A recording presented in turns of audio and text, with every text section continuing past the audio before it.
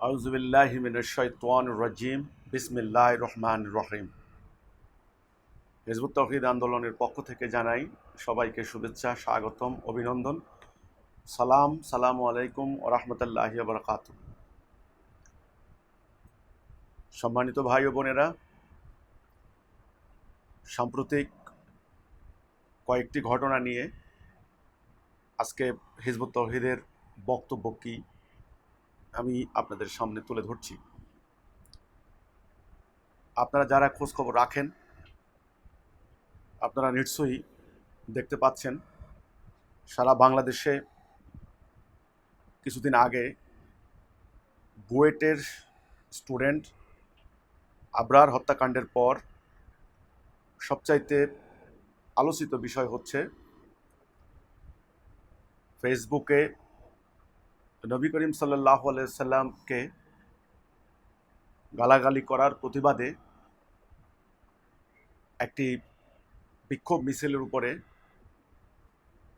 গুলিবর্ষণ করা হয়েছে। সেখানে 4 জন মানুষ নিহত হয়েছেন। এই ঘটনার প্রতিবাদে আজকে সারা বাংলাদেশে অনেকেই প্রতিবাদ করছেন, বিক্ষোভ করছেন। এই পরিপ্রেক্ষিতে হিজবুত তাওহীদের বক্তব্য কি অনেকেই জানার চেষ্টা করছেন, বোঝার চেষ্টা করছেন। আমাদের বক্তব্য কি, আমাদের মনোভাব কি, এই বিষয়টা নিয়ে আমার কাছে যখন খবর এসেছে সঙ্গে সঙ্গে আপনারা খেয়াল করবেন, আমি আমার নিজের ফেসবুক পেজে আমি একটি মন্তব্য লিখেছি। সেখানে আমি বলেছি যে আমাদের দেশীয় গণমাধ্যম সহ সোশ্যাল মিডিয়াতে যে সমস্ত ঘটনাবলী আসছে সেগুলি আমি পর্যবেক্ষণ করছি। সেখানে আসলে কি হচ্ছে, কি ঘটছে, কারণ আমাদের দেশে অনেক বিষয় হুজুগ আর গুজবের উপরে চলে। স্বয়ং আমি নিজে আক্রান্ত হয়েছি হুজুগ এবং গুজব দ্বারা। তো কাজে আমি খুব সহজেই এখন কোনো কিছু না যাচাই বাছাই না করে খুব সহজে বিশ্বাস করি না। যাই হোক, আমি ভোলার এই পরিস্থিতি গভীরভাবে পর্যবেক্ষণ করছিলাম এবং সেখানে সর্বশেষ কি খবর সেটা নিয়েই একসঙ্গে আমি আমার প্রতিক্রিয়া জানাবো ভাবছি। কিন্তু আমি গতকালকে থেকে আমি হতবাক হয়ে গেলাম যে তথাকথিত কিছু ইসলামী নামে দল যারা গোড়া থেকে আমাদের বিরুদ্ধে প্রোপাগান্ডায় লিপ্ত রয়েছে, তারা আসলে তাদের ভূমিকা কি বাংলাদেশে, তারা কি করতে চায়, তারা কি হাসিল করতে চায়, তাদের কি লক্ষ্য। আমার তো মনে হয় তারা বাংলাদেশে একটা আগুন জ্বালিয়ে দিতে চায়। তারা আসলে কাকে টার্গেট করেছে, তাদের লক্ষ্যবস্তু কি, তারা তীর কোন দিকে মারছে। একবার দেখি তারা ইসকনের বিরুদ্ধে, আবার দেখি ভারতের বিরুদ্ধে, আবার দেখি সরকারের বিরুদ্ধে। ভালো কথা, রাজনীতি করেন, রাজনৈতিক ইস্যুতে সরকারের বিরোধিতা করেন, আমার কোনো আপত্তি নাই, করেন। একবার দেখি সরকারের বিরুদ্ধে, আবার দেখি হিন্দুদের বিরুদ্ধে জ্বালাময়ী বক্তব্য ঘন্টার পর ঘন্টা হিন্দুদের বিরুদ্ধে দিচ্ছেন। এখন দেখি এই ভোলার এই ঘটনা নিয়ে বাইতুল মোকাররমের প্রতিবাদ মিটিংয়ে সেখানে এবার হিজবুত তাওহীদের বিরুদ্ধে বক্তব্য দিচ্ছেন। সেখানে হিজবুত তাওহীদের বিরুদ্ধে হিজবুত তাওহীদ নাস্তিক, হিজবুত তাওহীদ কাফের সংগঠন, নাস্তিক সংগঠন। হিজবুত তাওহীদের বিরুদ্ধে কেন সরকার স্টেপ নেয় না? হিজবুত তাওহীদ নামে ওই বাইজিদ খান পন্নীর এক নাস্তিকতাবাদী সংগঠন চলতেছে, তার বিরুদ্ধে সরকার কোনো ব্যবস্থা গ্রহণ করছে না। আজকে সন্ত্রাসের বিরুদ্ধে কোনো ব্যবস্থা গ্রহণ করতেছে না। কাজে আমি সরকারকে বলবো, অবিলম্বের বিচার করেন। যদি বিচার না করেন, জনগণ যদি আইন হাতে তুলে নেয়, তখন কিন্তু আপনি কোনো অবস্থাতেই রক্ষা করতে পারবেন না, আপনার গদি চলে যাবে। ব্যাপারটা কি আসলে? আপনাদের উদ্দেশ্য কি? আপনারা কি চান বাংলাদেশে? আপনারা কি এটা আগুন লাগিয়ে দিতে চান? ঘরের ডান দিকে, বাম দিকে, সামনে, পিছনে, ছাদের উপরে, চালের মধ্যে কোন দিকে আগুন লাগাবেন? আরেকটি এই ঘটনাকে কেন্দ্র করে আমি আজকে আমার মূল বক্তব্য বলার আগে আমি আরেকটি বিষয় আপনাদেরকে দেখাচ্ছি। এখানে সকাল থেকে আমার হাতে জিনিসটা এসেছে, আমি আপনাদেরকে দেখাচ্ছি। দেখুন, এখানে বিডি বার্তা 24 নামে এর মাত্র লাইকের 25 জন। 25 টেলিফোন নাম্বার ভুল ব্যবহার করা হয়েছে। 017000000। এটা কোনো টেলিফোন নাম্বার? একটা বিডি বার্তা নিউজ চ্যানেল আছে, কারণ এখন তো বাংলাদেশে আপনার ফেসবুকে সোশ্যাল মিডিয়াতে হাজার হাজার চ্যানেল, কে চালায়, কিভাবে চালায়, কেন চালায়, কার বিরুদ্ধে কখন কোন প্রপাগান্ডা চালায়, কোন খবর প্রচার করে তার কোনো ইয়ত্তা নাই, দেখারও কেউ নাই।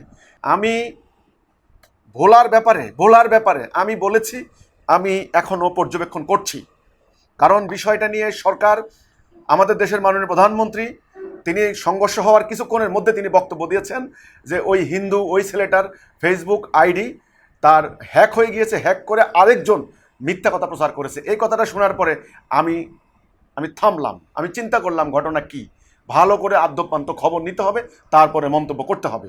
না জেনে না বুঝে হই হই রই রই করে ছুটে যাওয়া ঠিক হবে না, ভালো করে খবর নেই, যখন তখন যেন তেনভাবে প্রতিক্রিয়া জানানো আমার প্রয়োজন নাই, আমি সেটা মনে করি।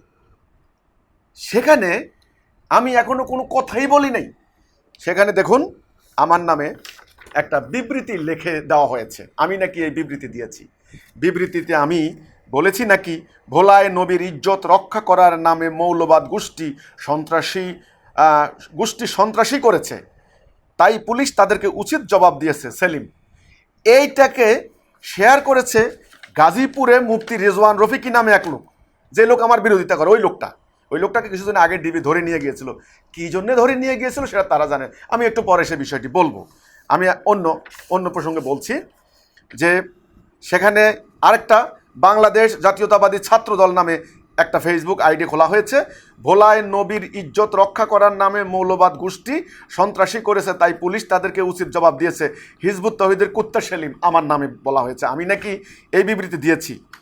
এখন আমার কথা হচ্ছে, আমার নামে বিবৃতি লিখে সেই মিথ্যা বিবৃতি রচনা করে আরেকটা নিউজ চ্যানেলে নকল করে ওখানে বিডি বার্তা 24 নকল করে যেটা বানানো হয়েছে সেটার বার্তা BARRTA, দুইটা আর বার্তা, আর যেটা আগে ছিল সেটা হলো BARTA বার্তা। কথা হচ্ছে শুধু আমাকে এই ঘটনায় জড়ানোর জন্য, ফাঁসানোর জন্য তাড়াহুড়া করে ভিতরে ভিতরে কি হচ্ছে আজকের জন্য আমি আপনাদের উদ্দেশ্যে বক্তব্য দিতে বাধ্য হচ্ছি। সেখানে আমার নামে যেটা আমি বলি নাই, আমি এখনো কথাই বলি নাই, সেখানে আমি কোথায় বিবৃতি দিলাম, কোথায় বক্তব্য দিলাম, কোথা থেকে তোমরা এটা পেলে? এই তোমাদের আন্দোলন। এবার আসেন রাসূলকে গালি দেওয়ার প্রসঙ্গে আমাদের বক্তব্য কি। আমি এসব বিষয় নিয়ে আমি পরে বলবো, আজকে আমি কথা বলতে এখন আমি বাধ্য হচ্ছি, কারণ ঘোলা পানিতে মাছ শিকার করার ষড়যন্ত্র হচ্ছে, এক জায়গার আগুন আরেক জায়গায় লাগানোর চক্রান্ত করা হচ্ছে। যারা এই দেশকে ইরাক, সিরিয়া, আফগানিস্তান বানাতে চায় আজকে তাদের মুখোশ খুলে দিতে হবে। বাইতুল মোকাররমের সামনে দাঁড়িয়ে দক্ষিণবঙ্গের ওই পীরের মুরিদ, সে দাঁড়িয়ে তোমরা ইসকনের বিরুদ্ধে কথা বলো, তোমরা হিন্দুর বিরুদ্ধে কথা বলো, তোমরা সরকারের বিরুদ্ধে কথা বলো, তোমরা রাজনৈতিক উত্তেজনামূলক বক্তব্য দাও, সেটা তোমাদের ব্যাপার। তবে তোমরা কেন ওখানে হিজবুত তৌহিদ প্রসঙ্গ আনলে? হিজবুত তৌহিদ কি নাস্তিক? তোমার কাছে প্রমাণ আছে? অর্থাৎ তারা এক জায়গার আগুন আরেক জায়গা লাগাতে চায়, তাদের উদ্দেশ্য বাংলাদেশে একটা অগ্নিকাণ্ড ঘটিয়ে দেওয়া। যদি বিচারের ব্যবস্থা না করা হয়, এমন আগুন জ্বলবে বঙ্গোপসাগরের পানি দিয়ে সে আগুনকে নিভানো যাবে না। বঙ্গোপসাগরের পানি দিয়ে আগুন নিভানো যাবে না। একটা তাণ্ডব সৃষ্টি করে দেওয়া, একটা ঘোলা পানি সৃষ্টি করে দেওয়া, সেই ঘোলা পানিতে ওরা মাছ শিকার করবে। এখন তারা টার্গেট করেছে হিজবুত তাওহীদকে। আমি দেশবাসী সচেতনতার জন্য আজকের এই ভোলার এই প্রসঙ্গ নিয়ে আমি এখন আমার বক্তব্য দিচ্ছি। আমি আপনাদেরকে অনুরোধ করব, আপনারা মনোযোগ দিয়ে আমার কথা শুনুন। প্রথম কথা হচ্ছে, আমরা হিজবুত তাওহীদ আন্দোলন, আমরা যাবতীয় অন্যায়ের বিরুদ্ধে, অন্যায় যেই করুক, যারাই করুক, সরকার বুঝি না, বিরোধী দল বুঝি না, আলেম ওলামা বুঝি না, সাধারণ মানুষ বুঝি না, হিন্দু বুঝি না, মুসলমান বুঝি না, যে অন্যায় করবে আইন শৃঙ্খলা বাহিনী বুঝি না, পুলিশ বুঝি না, র্যাব বুঝি না, যে অন্যায় করবে আমরা সমস্ত অন্যায়ের বিরুদ্ধে। এটাই হচ্ছে কালেমা তাওহীদের মূল দাবি, লা ইলাহা ইল্লাল্লাহ মুহাম্মাদুর রাসূলুল্লাহ। আমরা আল্লাহর হুকুম ছাড়া কারো হুকুম মানব না, এটা হচ্ছে তাওহীদের ঘোষণা, এটা হলো কলেমার মূল দাবি। আমাদের মূল বক্তব্য হচ্ছে আমরা কলেমা তাওহীদের উপরে মানব জাতিকে ঐক্যবদ্ধ করছি, এটা আমাদের মূল আহ্বান, মূল ডাক। আমরা বিশ্বাস করি আজকে সারা পৃথিবীতে যে এই যে অন্যায় অবিচার অশান্তি হচ্ছে, দুর্বলের উপর সবলের অত্যাচার হচ্ছে, জুলুম হচ্ছে, এটা জাহিলি সমাজেও ছিল, আইএমএ জাহিলিয়াতেও এরকম ছিল। সেই জাহিলি সমাজকে পরিবর্তন করেছেন রাসূলুল্লাহ এই তাওহীদের বাণী দিয়ে, তাওহীদের উপর মানুষকে ঐক্যবদ্ধ করে, আল্লাহর তাওহীদের উপর ঐক্যবদ্ধ করে। যতক্ষণ না পুরো জাতি তাওহীদের উপর ঐক্যবদ্ধ না হবে, ততক্ষণ পর্যন্ত অন্যায় অবিচার অশান্তি দূর হবে না। এটা হলো আমাদের প্রথম বক্তব্য।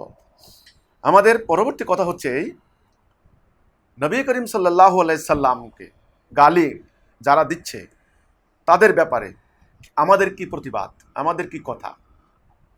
সম্মানিত ভাই ও বোনেরা, আমি আপনাদেরকে অনুরোধ করবো আবারও মনোযোগ দিয়ে আমার কথা শোনার জন্য। আল্লাহ রসুলকে গালাগালি দেওয়া ইতিহাস কি? রসুল যখন আবির্ভূত হলেন, তিনি যখন বললেন আমি আল্লাহ রসুল, তিনি যখন সাফা পাহাড়ের পাদদেশে দাঁড়িয়ে বললেন তোমরা বলো লা ইলাহা ইল্লাল্লাহ, তবে তোমরা সফল কাম হয়ে যাবে।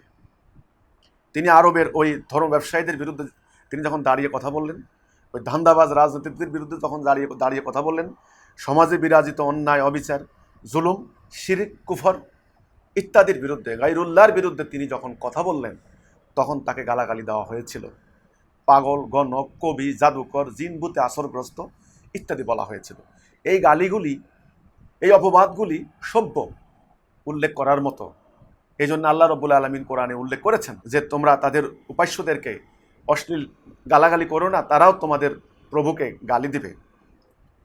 অর্থাৎ আমরা বিভিন্নভাবে পাই আল্লাহ রসুলকেও গালাগালি দেওয়া হয়েছে সামনে। এই গালাগালির প্রতিবাদে রসুল আর সাহাবাইকরাম কি করলেন?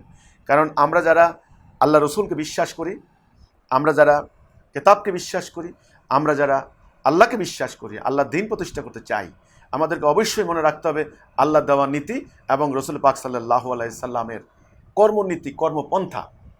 এখানে আমি আপনাদেরকে একটা কথা বলবো, সেটা হলো যারা মোমেন হবেন, যারা মুসলিম হবেন, উম্মতে মুহাম্মদী হবেন, তাদেরকে অবশ্যই রসুলের প্রতি ঈমান আনার মধ্য দিয়েই লা ইলাহা ইল্লাল্লাহ মুহাম্মাদুর রাসূলুল্লাহ এই দুটি অংশ একত্রিত করা হয়েছে। প্রথমে হলো আল্লাহর প্রতি ঈমান, তারপরে রসুলের প্রতি ঈমান। সেই ঈমান কেমন ঈমান? সুম্মা লাম ইয়ারতাবু, তাতে কোনো সন্দেহ থাকবে না, এমন একটা ঈমান। রসুল বলেছেন সে কখনো মুমিন হতে পারবে না যার স্ত্রী পুত্র নিজের সত্তা থেকে আমাকে বেশি ভালো না বাসবে। রসুলকে ভালোবাসা, রসুলকে মহব্বত করা, রসুলের প্রতি ঈমান, রসুলের প্রতি শর্তহীন, প্রশ্নহীন, দ্বিধাহীন বিশ্বাস, ঈমান, রসুলের রিসালাতের প্রতি ঈমান, এটা হলো একজন মোমেনের প্রথম, মোমেন হওয়ার একদম প্রথম শর্ত। প্রথম শর্ত। তারপরে সালাহ, জাকাত, হজ, অন্যান্যগুলি আপনি প্র্যাকটিস করবেন, কিন্তু প্রথম ঈমানটাই হচ্ছে আল্লাহ এবং তার রসুল। কাজেই রসুলকে অশ্রদ্ধা করলে, রসুলকে গালি দিলে, রসুলকে অসম্মান করলে, যারা মোমেন, যারা মুসলিম, যাদের কাছে ঈমানের ন্যূনতম ঈমান আছে, সামান্য পরিমাণ ঈমান আছে, তারা ক্ষুব্ধ না হয়ে পারে না, উত্তেজিত না হয়ে পারে না, তারা বিক্ষুব্ধ না হয়ে পারে না, হতেই হবে। যদি না হয় আমি বলবো তার আল্লাহ রসুলের প্রতি সামান্যতম তার কোনো ঈমান নাই, হবেই স্বাভাবিক, খুবই সাধারণ কথা, এটা দ্বিমত নাই। কিন্তু কথা হচ্ছে কি, ইসলামের শত্রুরা আমাদেরকে বুঝতে হবে একটা জিনিস, হিজবুত তৌহিদ কি মনে করে। এখানে হিজবুত তৌহিদের বক্তব্য কি? হিজবুত তৌহিদের বক্তব্য হচ্ছে আজকে 160 কোটি মুসলমান, আমরা সর্বত্র মার খাচ্ছি, আমরা নিপীড়িত, লাঞ্ছিত, আজকে আমরা পরাজিত। 300 বছর আমরা সাম্রাজ্যবাদের গোলাম ছিলাম, এখনও 55 থেকে 60টা রাষ্ট্রে আমরা বিভক্ত। তারা পরোক্ষভাবে আমাদেরকে শাসন করছে, সমস্ত মিলিটারি মাইট তাদের, ইকোনমিক পাওয়ার তাদের।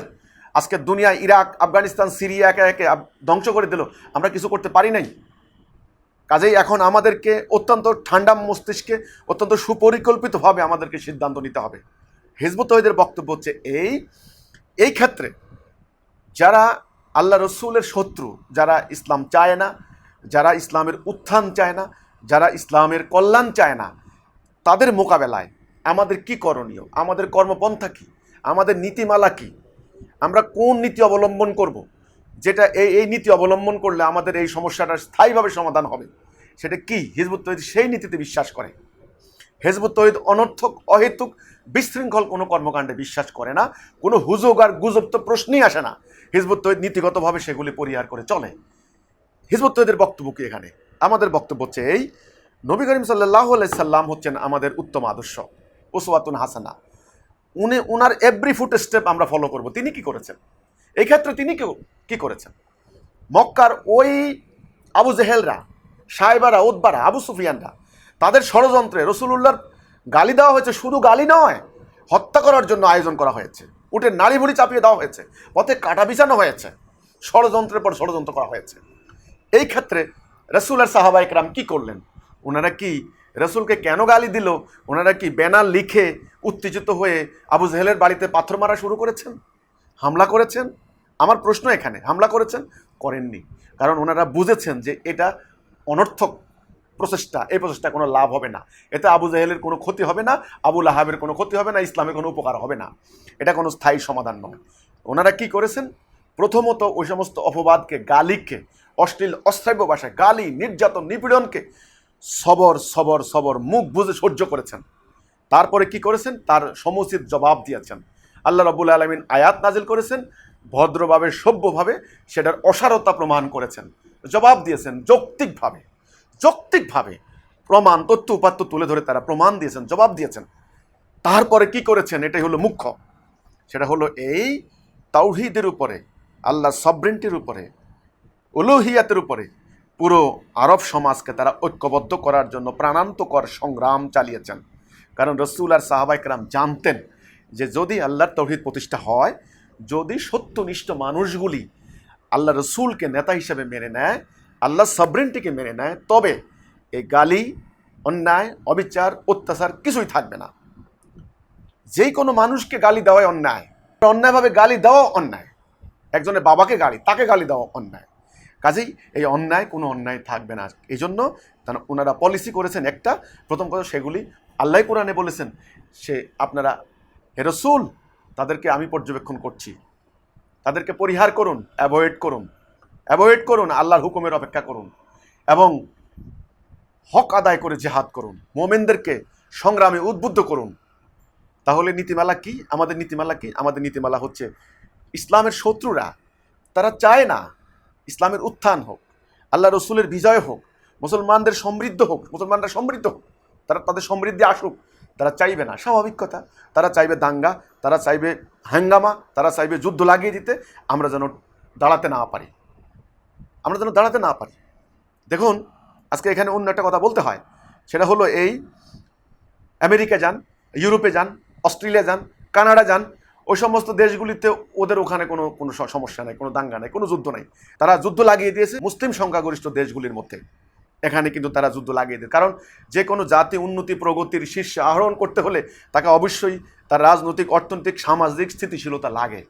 আমরা যদি সামাজিকভাবে অস্থির হই, রাজনৈতিকভাবে দাঙ্গাপ্রবণ হই, অর্থনৈতিকভাবে দেউলিয়া হই, তাহলে আমরা আগাইতে পারবো না। এই জন্য তারা চায় একটা যুদ্ধ লাগুক, তারা যুদ্ধ লাগিয়ে দেবে।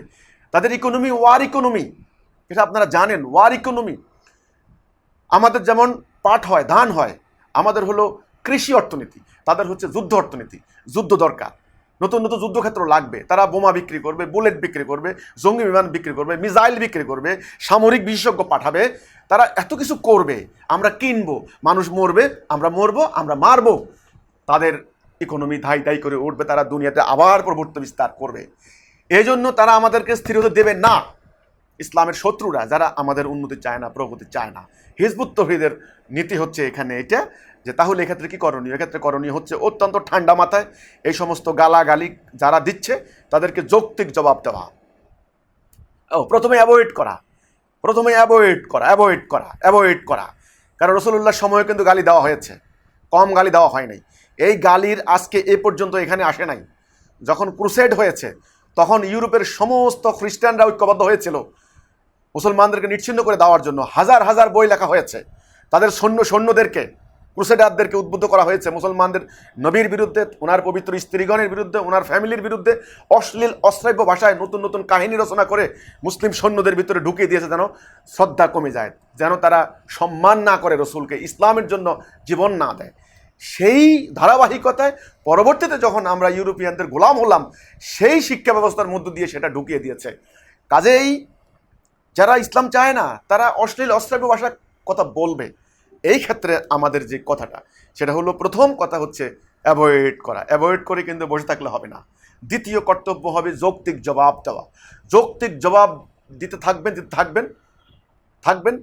তৃতীয় কর্তব্য হচ্ছে পুরো উম্মাকে, এই জাতি বিনাশী শিয়া, সুন্নি, শাফি, হাম্বলি, হানাফি, এই তরিকা ওই তরিকা, এই মত ওই পথ, এই ফেরকা, এই মাযহাব, এই মৌলবি, এই মুফতি, এই পীর ওই পীর ইত্যাদি ভুলে এক ইস্পাত কঠিন ঐক্যবদ্ধ জাতি করা। আল্লাহ এক, রসুল এক, কিতাব এক, উম্মা হবে একটা, ইমাম হবেন একজন, হুকুম হবে একটা। এই উম্মা দক্ষিণ দিকে তাকাবে, দক্ষিণ বিজয় হবে, উত্তর দিকে তাকাবে, উত্তর বিজয় হবে, পূর্ব দিকে তাকাবে, পূর্ব বিজয় হবে। এই হচ্ছে আমাদের নীতি, আমাদের পলিসি। হিজবুত তাওহীদ এই নীতিতে বিশ্বাস করে। রসুল্লাহ সাহাবায়ে কেরাম এই নীতি প্রয়োগ করেছেন। পরে কি হলো? গালাগালি করা হয়েছে। যারা গালি দিয়েছে, গালি বাদ দিয়ে ষড়যন্ত্র করেছে, যুদ্ধের আয়োজন করেছে, তলোয়ার ধার দিয়েছে। যুদ্ধের নাম আহজাব, সম্মিলিত যুদ্ধ।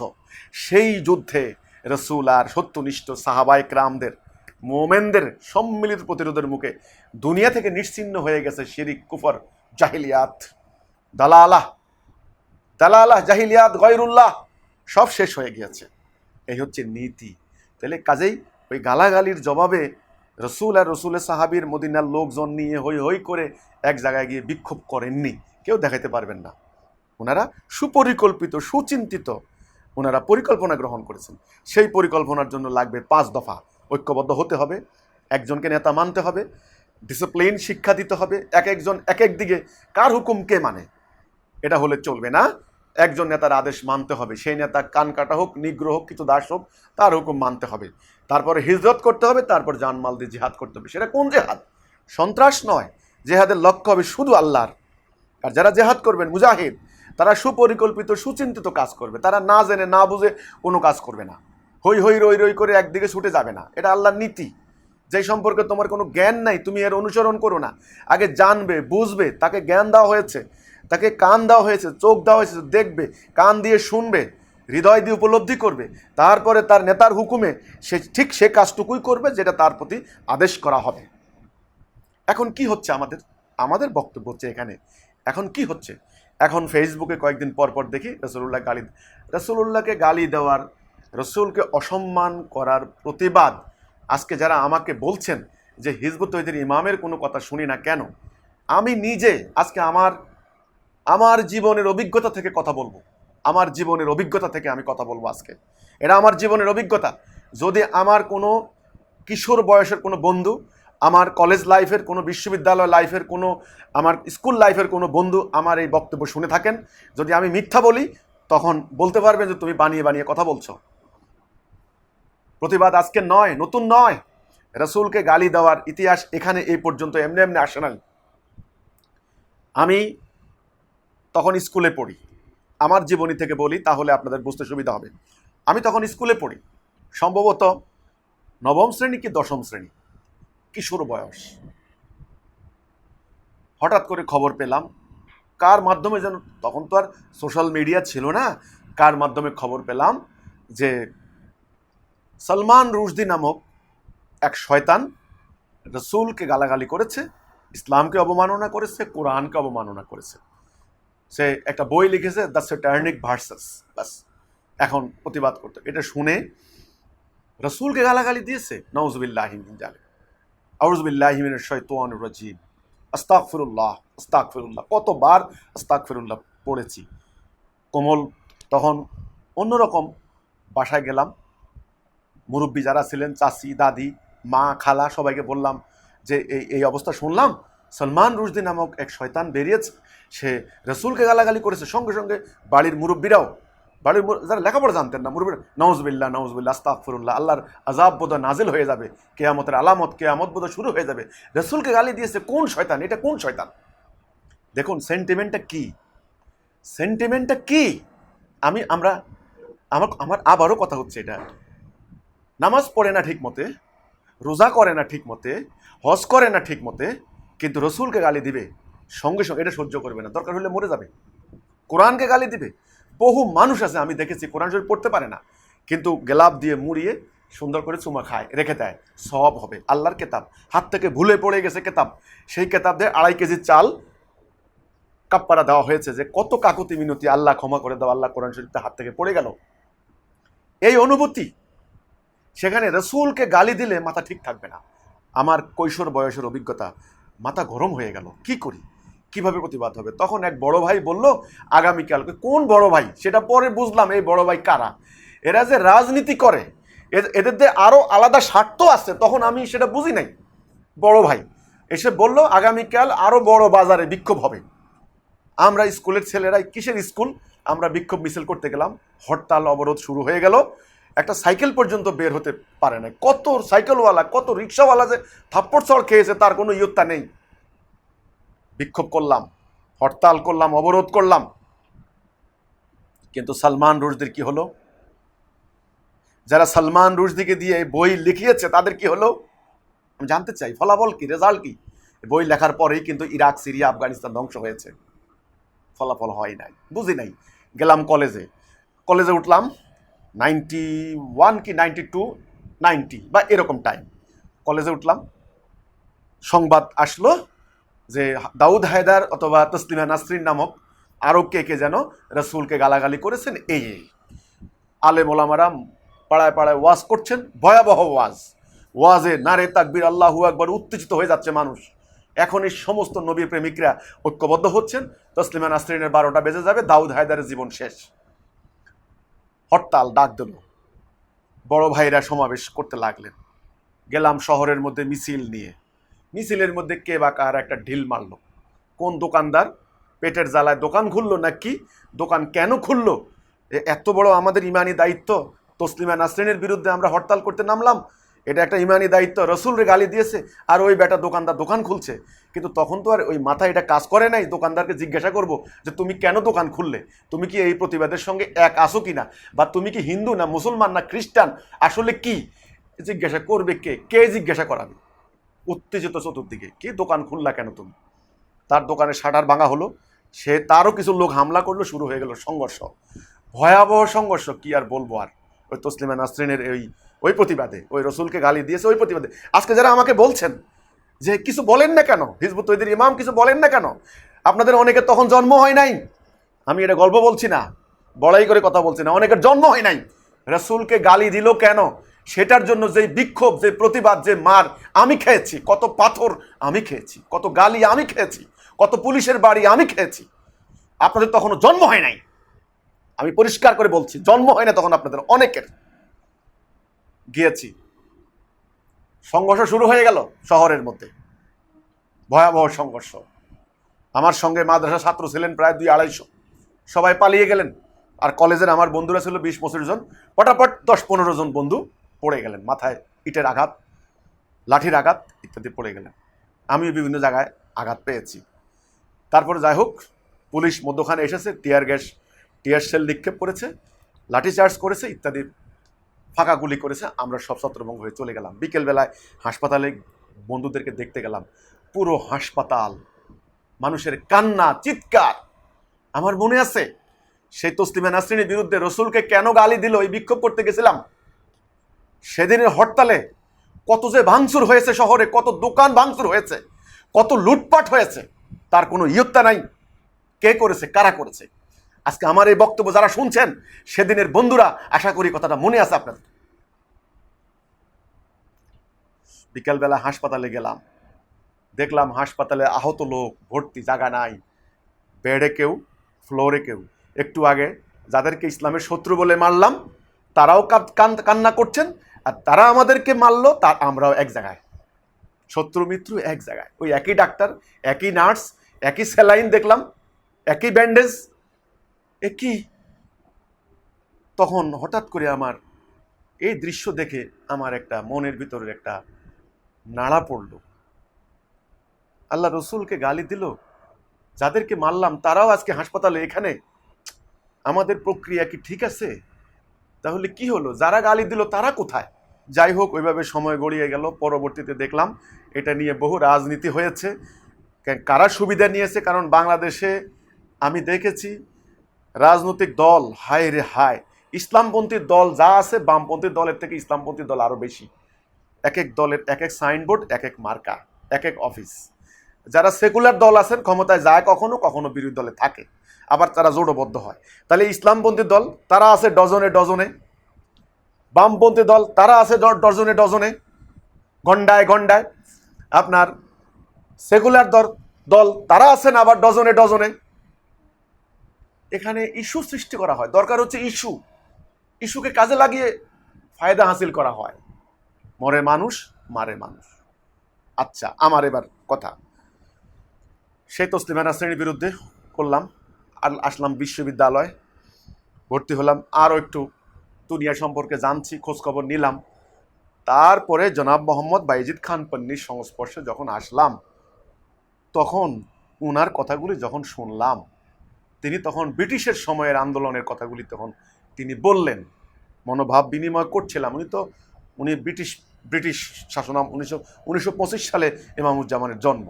ব্রিটিশ বিরোধী আন্দোলন তিনি করেছেন, তুখোর আন্দোলন করেছেন, সেটা আপনারা জানেন। তিনি তখন বলেছেন কিভাবে এইভাবে আন্দোলনগুলি ব্যর্থ হয়ে গিয়েছে, অনর্থক আন্দোলন হয়েছে, মানুষের ইমান হাইজ্যাক হয়েছে, মানুষের ইমানের দাবিতে আল্লাহ রসুলকে গালি দিয়েছে। ইন্ডিয়া একবার ভয়াবহ নাখোদা মসজিদ, সেখানে মসজিদের মুসল্লিরা ভয়াবহ বিক্ষোভ করেছেন। ইমামুজ্জামান ওই ব্রিটিশের সময় ওই ওই ওই গল্পগুলি বলতেন যে কিভাবে এই ধরনের মানুষ, কত মানুষ মারা গিয়েছে, কত মানুষের জীবন গিয়েছে, কত মানুষ শহীদ হয়েছে আল্লাহ রসুলের ইজ্জতের জন্য, কোরআনের ইজ্জতের জন্য। কিন্তু রেজাল্ট কিন্তু আসে নাই, ফল কিন্তু হয় নাই। এই সমস্ত আন্দোলন হাইজ্যাক হয়ে গিয়েছে। ওই সুবিধাবাদীরা, ওই ইসলামের নামে যারা দল করে, ওরা হাইজ্যাক করেছে, সেকুলার দলগুলো হাইজ্যাক করেছে, বা আমরা হাইজ্যাক করেছে। একভাবে অর্থাৎ পানি যখন ঘোলা হয়, কেউ রুই মাছ ধরে, কেউ পুঁটি মাছ ধরে, কেউ বোয়াল মাছ ধরে, যার যেভাবে আপনার জিনিসপত্র আছে আর কি, কলা কৌশল আছে। যার কাছে বড় জাল আছে সে বোয়াল ধরবে, যার কাছে ছোট ছোট টুকরি আছে সে পুঁটি মাছ ধরবে, কিন্তু পানি ঘোলা করতে হবে।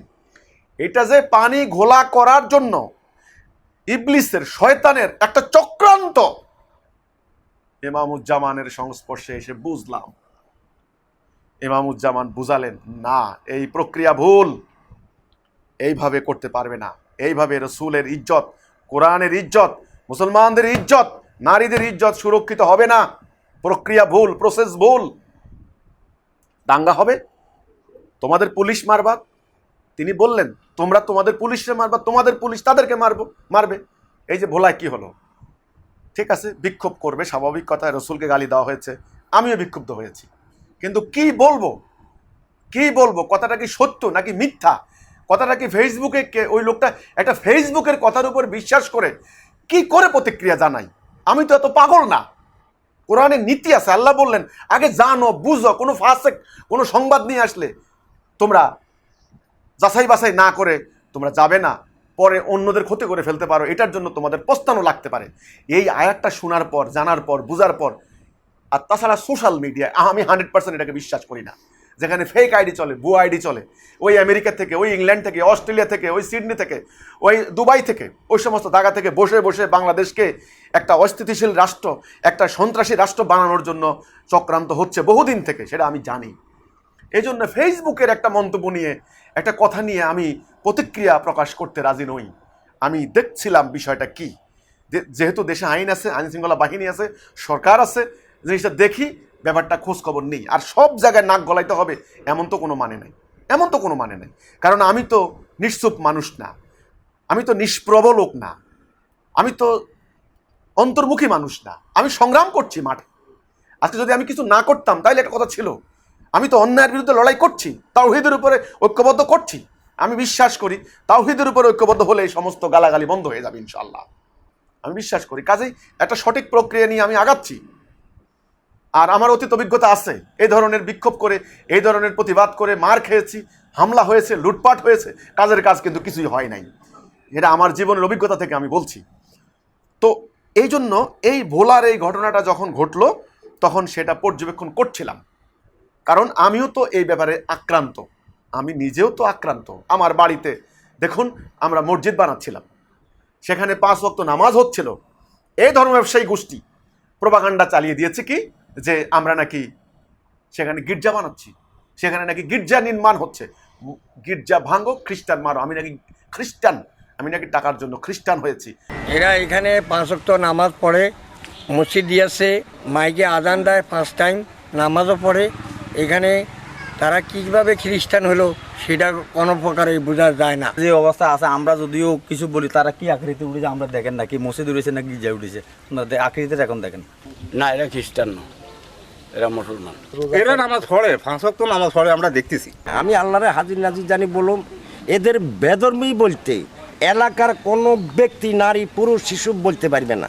শুধু একটাই পারবো, আমাদের আলেম ওলামায় আমাদেরকে এটা বলতো, এরা ইহুদি খ্রিস্টান, এদের কোনো কথা শুনিও না। এদের কথা শুনলে সকলের ইমান শেষ। এদেরকে কদল করিয়া লাইতে হইব। এদেরকে যারা কদল করতে পারবা তাহলে তারাই মনে করবা যে খাঁটি মুসলমান, খাঁটি আল্লাহর বান্দা। এই যে লক্ষ লক্ষ মানুষ, এরা ক্ষেত থেকে আসলো, কারা আনলো, কিভাবে আসলো, তাইলে এখানে ইঙ্গনদাতা তো স্বাভাবিক বোঝা যায়। এখানে নেতৃত্ব দায়িত্ব আছে না, আপনারা সেটারে বাইর করেন। মরণ খেলায় মেতেছে মানুষ নামের উন্মাদ সংঘবদ্ধ সন্ত্রাসী চক্র।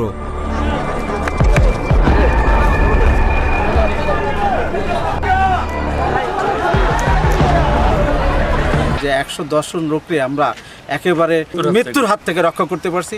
খ্রিস্টানদের মসজিদ এই ধরনের গুজব রটিয়ে এলাকাবাসীকে সংগঠিত করার জন্য একটি মহল জড়িত আছে। ফেসবুকে বাস প্রচার করে দিল যে মুসলমানদের সঙ্গে খ্রিস্টানের জেহাদ হচ্ছে, জেহাদ করতে কে কে আসবে। মসজিদের মাইক ব্যবহার করা হলো, মাদ্রাসায় বসে বসে উস্কানি দেওয়া হলো। এই যে সন্ত্রাসী লোকদেরকে এনে আমার বাড়ি হামলা করে, আমার বাড়ি আগুন দিয়ে জ্বালিয়ে দিল, লুটপাট করলো, আমার 2টা ভাইকে জবাই করে হত্যা করলো, চোখ তুলে নিল প্রকাশ্য, হাত পায়ের রগ কেটে দিল। এই যে অন্যায়টা হলো, আমি নিজেই এই গুজব আর হুজুগের শিকার।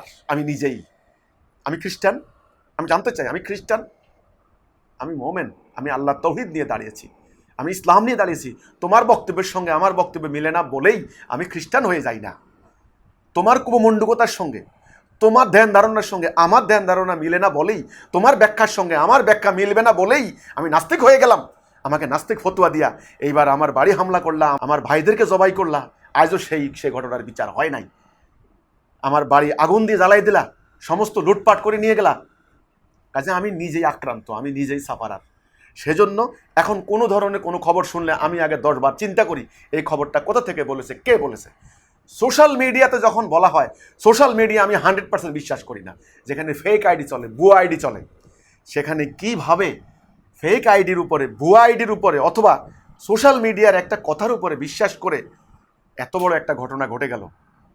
ঠিক আছে, সেখানে যখন ঘটনাটা ঘটছিল তখনও কোনো আইডির মাধ্যমে আমি লাইভ দেখতেছিলাম, সেখানে সোশ্যাল মিডিয়া দেখতেছিলাম কি হচ্ছে বুঝতে পারছিলাম যে একটা ঘটনা ঘটছে, সেখানে ঘটনা যা ঘটার ঘটছে। এখন আমার পরিষ্কার আমাদের বক্তব্য হচ্ছে, ভোলার এই ঘটনায় কারা ঘটালো, কারা এর ইন্ধনদাতা, এই যে মানুষগুলি আসলেন, ওনারা আল্লাহ রসুলের ভালোবাসায়, রসুল প্রেমে আপ্লুত হয়ে তারা প্রতিবাদ করতে আসলেন, তারা আজকে জীবন দিয়ে গেলেন। এই ঘটনাটা কিন্তু এমনি এমনি ঘটে নাই। কারা ঘটালো, কারা ইন্ধন দিল, কারা প্ররোচিত করলো, কাদের দ্বারা এই ঘটনাটা ঘটলো, আমরা মনে করি এর সুষ্ঠু তদন্ত হওয়া দরকার, বিচার বিভাগীয় তদন্ত হওয়া দরকার, নিরপেক্ষ তদন্ত হওয়া দরকার, বিচার হওয়া দরকার, এবং এর অন্তরালের কারা ষড়যন্ত্রকারী তাদের বের করে আনা উচিত আমরা মনে করি। আমরা তো রাসূলুল্লাহকে গালি দেওয়ার, যারা গালি দিচ্ছেন, আমরা তাদের বিরুদ্ধে আমাদের আন্দোলন আমরা আগেই বলেছি। এর প্রতিবাদ স্বরূপ আমাদের একটাই কথা, আমরা ওদের বিরুদ্ধে একটাই কথা, যে তাওহীদের উপরে আমরা আগে ঐক্যবদ্ধ করি, তারপর ইনশাল্লাহ ওদের একদিন বিচার হবে। কারণ আমরা জানি এখন দাজ্জালীয় সভ্যতা ওদের, দুনিয়া এখন ওদের পক্ষে, দুনিয়ার সমস্ত মিডিয়া এখন ওদের। আমরা কিছু বললে আমাদেরটা হবে অপোজিট, উল্টা হবে। সেজন্য আজকে আমরা খুব চিন্তা ভাবনা করে আমরা কাজ করতে চাই। এই ভোলার এই ঘটনায় আমাদের স্পষ্ট বক্তব্য যে যারা পরিকল্পিতভাবে আমাদের প্রিয় নবী হযরত মুহাম্মদ মুস্তাফা সাল্লাল্লাহু আলাইহি সাল্লামকে গালাগালি করবে, ওনার স্ত্রীদের পবিত্র কিতাবকে, আমরা মোমেনরা সেটা সহ্য করব না, সেটার প্রতিবাদ আমরা করব। সেটার প্রতিবাদের ভাষা বহু রকম হতে পারে, সেটা আমরা করব। কিন্তু এটাকে নিয়ে অন্য যারা দেশে যারা নোংরা রাজনীতি করে, বিভিন্ন ধর্মভিত্তিক দল, বিভিন্ন সেকুলার দল, বিভিন্ন অন্যান্য দল যারা রাজনীতি করে, তারা যেন ঘোলা পানিতে মাছ শিকার করতে না পারে, সেটাও আমরা জনগণকে বলতে চাই। তারা এটা করে, আমার নিজের জীবন থেকে আমি বলছি, সেটা এটা করে। আমরা এই ঘটনার সুষ্ঠু তদন্ত চাই, এবং এর যথাযথ শাস্তি হোক, কারা এটার জন্য দায়ী। আমি এক্ষেত্রে নিরপেক্ষ দৃষ্টিতে ঠান্ডা মাথায় আমাদের মুসলমানদেরকে, যারা আল্লাহ রসুলকে সত্যিই ভালোবাসেন, প্রকৃতিই ভালোবাসেন, তাদের কাছে একটা বিষয় আমি এখন জিজ্ঞাসা করব, জানতে চাইব আমার এই বিষয়টা। এই যে ঘটনাটা ঘটলো, যারা রসুলকে গালি দিল তারা কোথায়? তারা আজকে কোথায়? আজকে ভোলাতে কি হলো?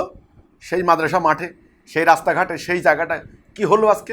যেই পুলিশগুলি আপনার এই ইয়ের উপরে চড়াও হলো বিক্ষোভকারীদের উপরে, সেই বিক্ষোভকারীরা যারা হামলা করলো সেই বিষয়গুলি কারা? বিক্ষোভকারীরা মুসলমান দাবি করছি, পুলিশরাও কিন্তু, পুলিশের সেখানে ডিআইজি, সেখানে এসপি, সেখানের ওসি, সেখানে অন্য অন্য পুলিশের যারা আছেন অফিসার, তারাও কি মুসলমান? তারাও আল্লাহ রসুল বিশ্বাস করে, তারাও নামাজ পড়ে, তারাও, তাদের প্রতিও নবীর প্রেম আছে। তাহলে কি হলো? মারলো মুসলমান, মরলো মুসলমান। হিসাবটা কিন্তু করেন এখানে এসে। মারলো মুসলমান, মরলো মুসলমান। এখন কে খাঁটি মুসলমান আর কে মানে অখাঁটি মুসলমান, কে ভালো মুসলমান, কে খারাপ মুসলমান, সেটা বিচার বিশ্লেষণ পরে আসে। আগে ওই ভোলার ওই ঘটনা আমি দেখলাম কি, মারলো মুসলমান, মরলো মুসলমান। এই মধ্যপ্রাচ্য এটা হচ্ছে, ইরাকও এটা হয়েছে, সিরিয়াও এটা হয়েছে। এই যে 2-3 দিন আগে দেখলাম আফগানিস্তান মসজিদে বোমা হামলা হয়েছে, 60 থেকে 70 জন লোক, 70 জন মুসল্লি একেবারে টুকরো টুকরো হয়ে গেছে। মসজিদে বন্যা, রক্তের বন্যা বয়ে গিয়েছে, মসজিদের ছাদ পর্যন্ত উড়ে গিয়েছে। সেখানে মারে মুসলমান, মরে মুসলমান। এটাই হচ্ছে কথা, এটাই হচ্ছে কথা। আমাদের কথা হচ্ছে এখন খুব সুপরিকল্পিত। আজকে কিছু কিছু লোক আজকে 2 দিন থেকে আমাকে ইনসিস্ট করছে আমি কোনো বক্তব্য দেই না কেন, আমি কোনো মতামত দেই না কেন, আমি কোনো কথা বলি না কেন। আরে ভাই, যেখানে গুজব চলে, যেখানে হুজুব চলে, এই কিছুদিন আগে 90% মুসলমানের দেশ আমরা বলি, নিরপেক্ষ কথা বলা শিখতে হবে এখন। অন্যায়, আল্লাহ রাব্বুল আলামিন কোনো অন্যায়কে পছন্দ করেন না। যার বিরুদ্ধে অন্যায় করবেন, যার ব্যাপারে অন্যায় করবেন, আল্লাহ রাব্বুল আলামিন, আল্লাহ রসুলও তিনি ওই হাদিসে কথা বলতেন না যে হাসরের দিন উনি বিধর্মীর পক্ষে দাঁড়াবেন যদি অন্যায়ভাবে তার ক্ষতি করা হয়। মুসলমান কোনোদিন অন্যায় করতে পারে না। সেটা আমি কি জন্য বললাম? কয়েকদিন আগে কি হলো, একটা ছেলে ধরা আতঙ্ক সৃষ্টি করে দেওয়া হলো। কি হচ্ছে? কল্লাকাটা বাহিনী, কল্লা কেটে নিয়ে যাচ্ছে পদ্মা সেতুর জন্য। 12-14 জন লোককে পিটিয়ে হত্যা করে ফেললাম আমরা। সভ্য জাতি কি বলবে? এটা কি হলো? এটা কি হলো? এই জন্য ওই সব জায়গায় সব কথায় হুট করে প্রতিক্রিয়া ব্যক্ত করার পক্ষে আমি নই। কারণ এখানে নোংরা রাজনীতি চলে, এখানে গোলাবানিতে মাছ শিকার করা হয়, এখানে সরকার ওই বিরোধী দলের বিরুদ্ধে, বিরোধী দল সরকারের বিরুদ্ধে, এখানে হাজার হাজার ভুয়া আইডি, এখানে হাজার হাজার মিথ্যা কন্টেন্ট রচনা করা হচ্ছে, আমার বিরুদ্ধে করা হচ্ছে। মধ্যপ্রাচ্য থেকে, ইউরোপ থেকে, আমেরিকা থেকে, এখানে বিদেশি গোয়েন্দা সংস্থাগুলি তৎপর। এখানে কার বিরুদ্ধে কে কোন প্রপাগান্ডা ছড়াচ্ছে, কার কথা। আমরা একটা কথা বলি যে উদরপিণ্ডি বুদর গাড়ে চাপানো, এই উদরপিণ্ডি বুদর গাড়ে দেওয়ার রেওয়াজ আমাদের সমাজে আছে। কাজেই খুব খুব সাধারণভাবে আমি প্রতিক্রিয়া ব্যক্ত করি না। কারণ না জেনে, না শুনে, আদ্যপান্ত কোনো আইডিয়া না নিয়ে, টোটাল আকিদা না বুঝে আমি হুট করে একটা মন্তব্য করে ফেললাম, ওখান থেকে সরে আসা কষ্ট আছে। হয় সরি বলতে হবে, ক্ষমা চাইতে হবে, আর না হলে আইনের মুখাপেক্ষি হতে হবে। কাজেই হুট করে কোনো কিছু না জেনে আমি মন্তব্য করার পক্ষে নই। আজকে দেখুন, এখন সেখানের এই ঘটনায়, এখন তো আজকে দেখলাম সরকার দলের পক্ষ থেকে আরেকটা ভিডিও তারা ছেড়ে দিয়েছেন যে হামলা, পুলিশ বলতেছে পুলিশকে হামলা করেছে, পুলিশ আত্মরক্ষার জন্য গুলি করতে বাধ্য হয়েছে। এখন ইসলামী তথাকথিত কিছু ইসলামী দলের নেতারা বলতেছে যে জনগণের উপর হামলা করেছে পুলিশ। পুলিশ হলো ভারতের দালাল, ইসলামের শত্রু, ইসকনের বাহিনী, ইত্যাদি ইত্যাদি। এখন তাহলে আমি কোন দিকে বলবো? কোন দিকে বলবো? এখন বলতে পারেন সত্য যেটা সেটা বলবেন। এই সত্য বলতে হলে এখন আমাকে সময় নিয়েই বলতে হবে। সত্য বলতে হলে ভেবে চিন্তেই বলতে হবে। কোরআনের ওই নীতি যেই সম্পর্কে তোমার কোনো জ্ঞান নাই, তুমি এর অনুসরণ করো না। সত্য বলতে হলে অবশ্যই সত্য তিতা কার গায়ে পড়বে তার কোনো ঠিক নেই। এখন আপনারা আমাকে ফেসবুকে একজন নেসার আহমেদ খান নামে একজন বললেন যে নাস্তিকদের মতো হিজবুত তাওহীদরাও খালি মানবতার স্লোগান দিয়ে থাকে। নাস্তিকদের যেমন মুসলমানদের উপর টার্গেট, তেমনি ওদেরও শুধু আলেম ওলামাদের উপরেই টার্গেট। তাদের কাছে যদি এক বিন্দু পরিমাণ মানবতা থাকতো তাহলে কালকের ভোলা 6 জন হত্যার বিষয় তাদের একটুও লাগতো। লাগেনি তো, স্লোগান ঠোঁটে অন্তরে নয়। এই হলো নাস্তিক, হিজবুত তাওহীদের নাস্তিকদের সংগঠন। বাস, আমরা নাস্তিক হয়ে গেছি।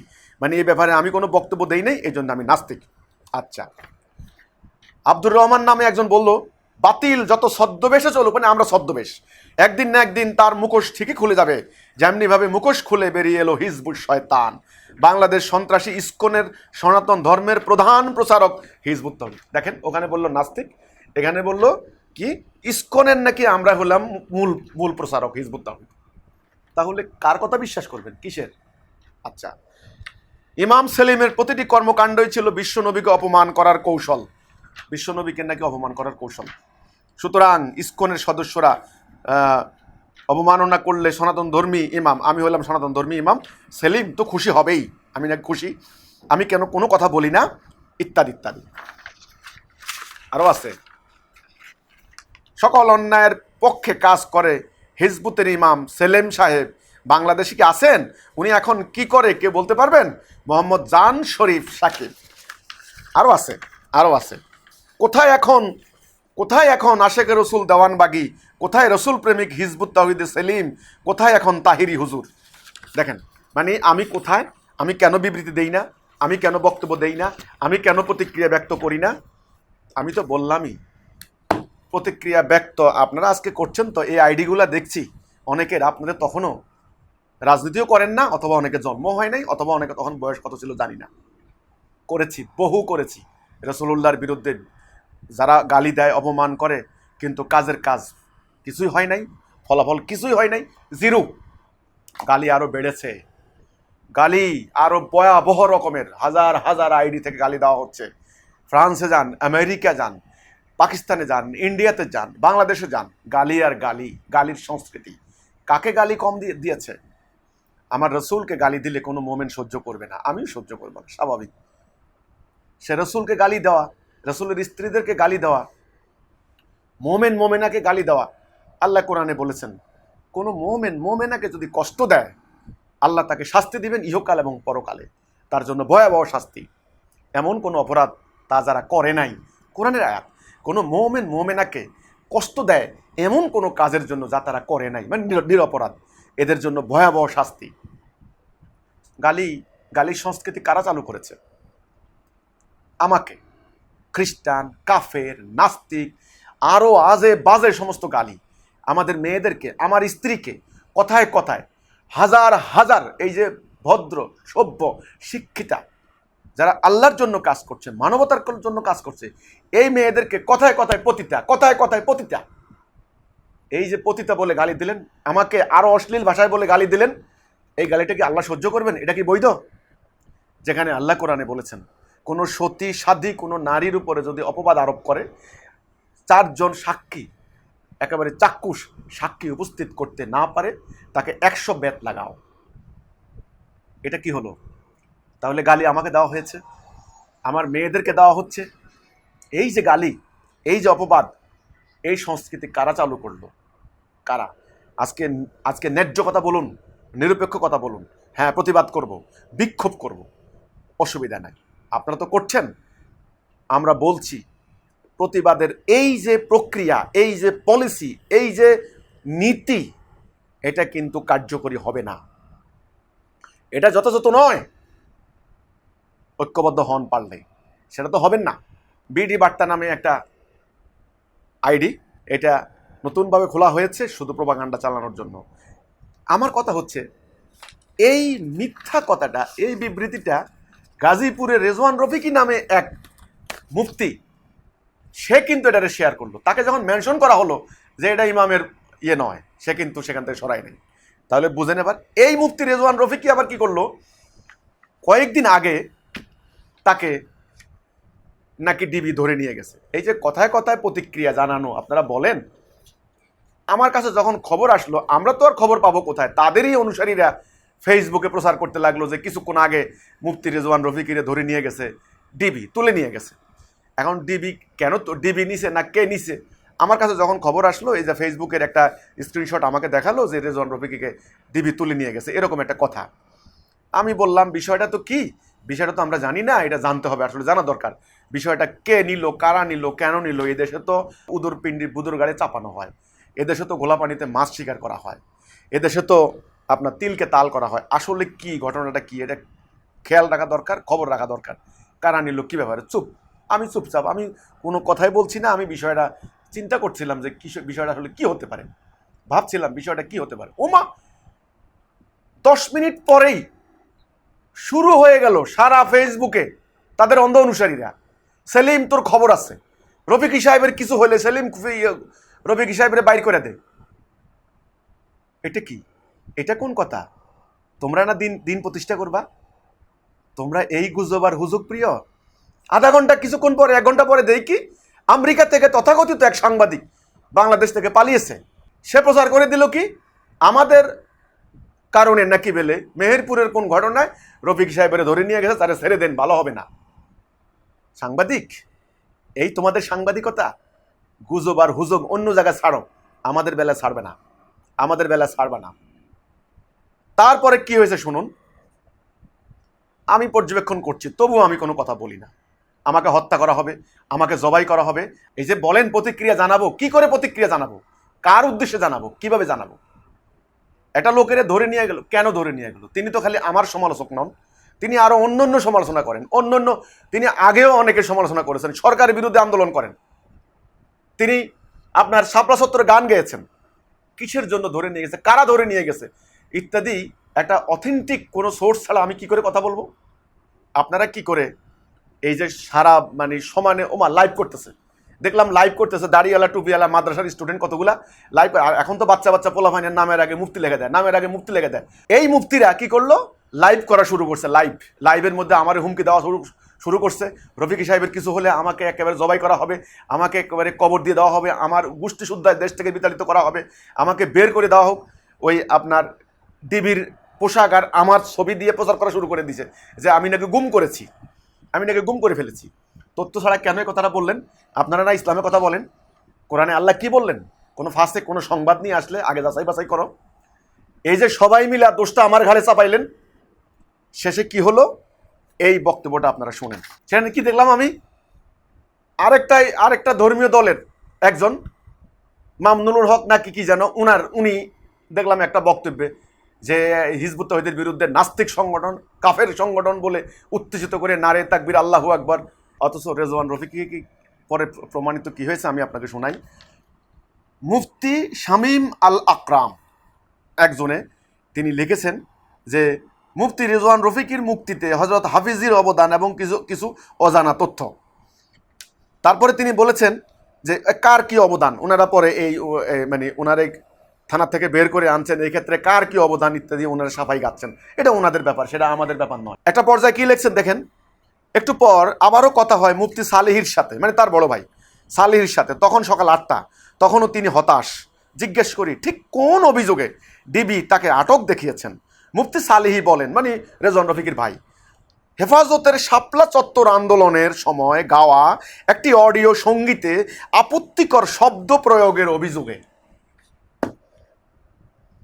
এখন কি বলবেন ওই আমেরিকা থেকে ওই পলাতক সাংবাদিক, এখন কি বলবেন?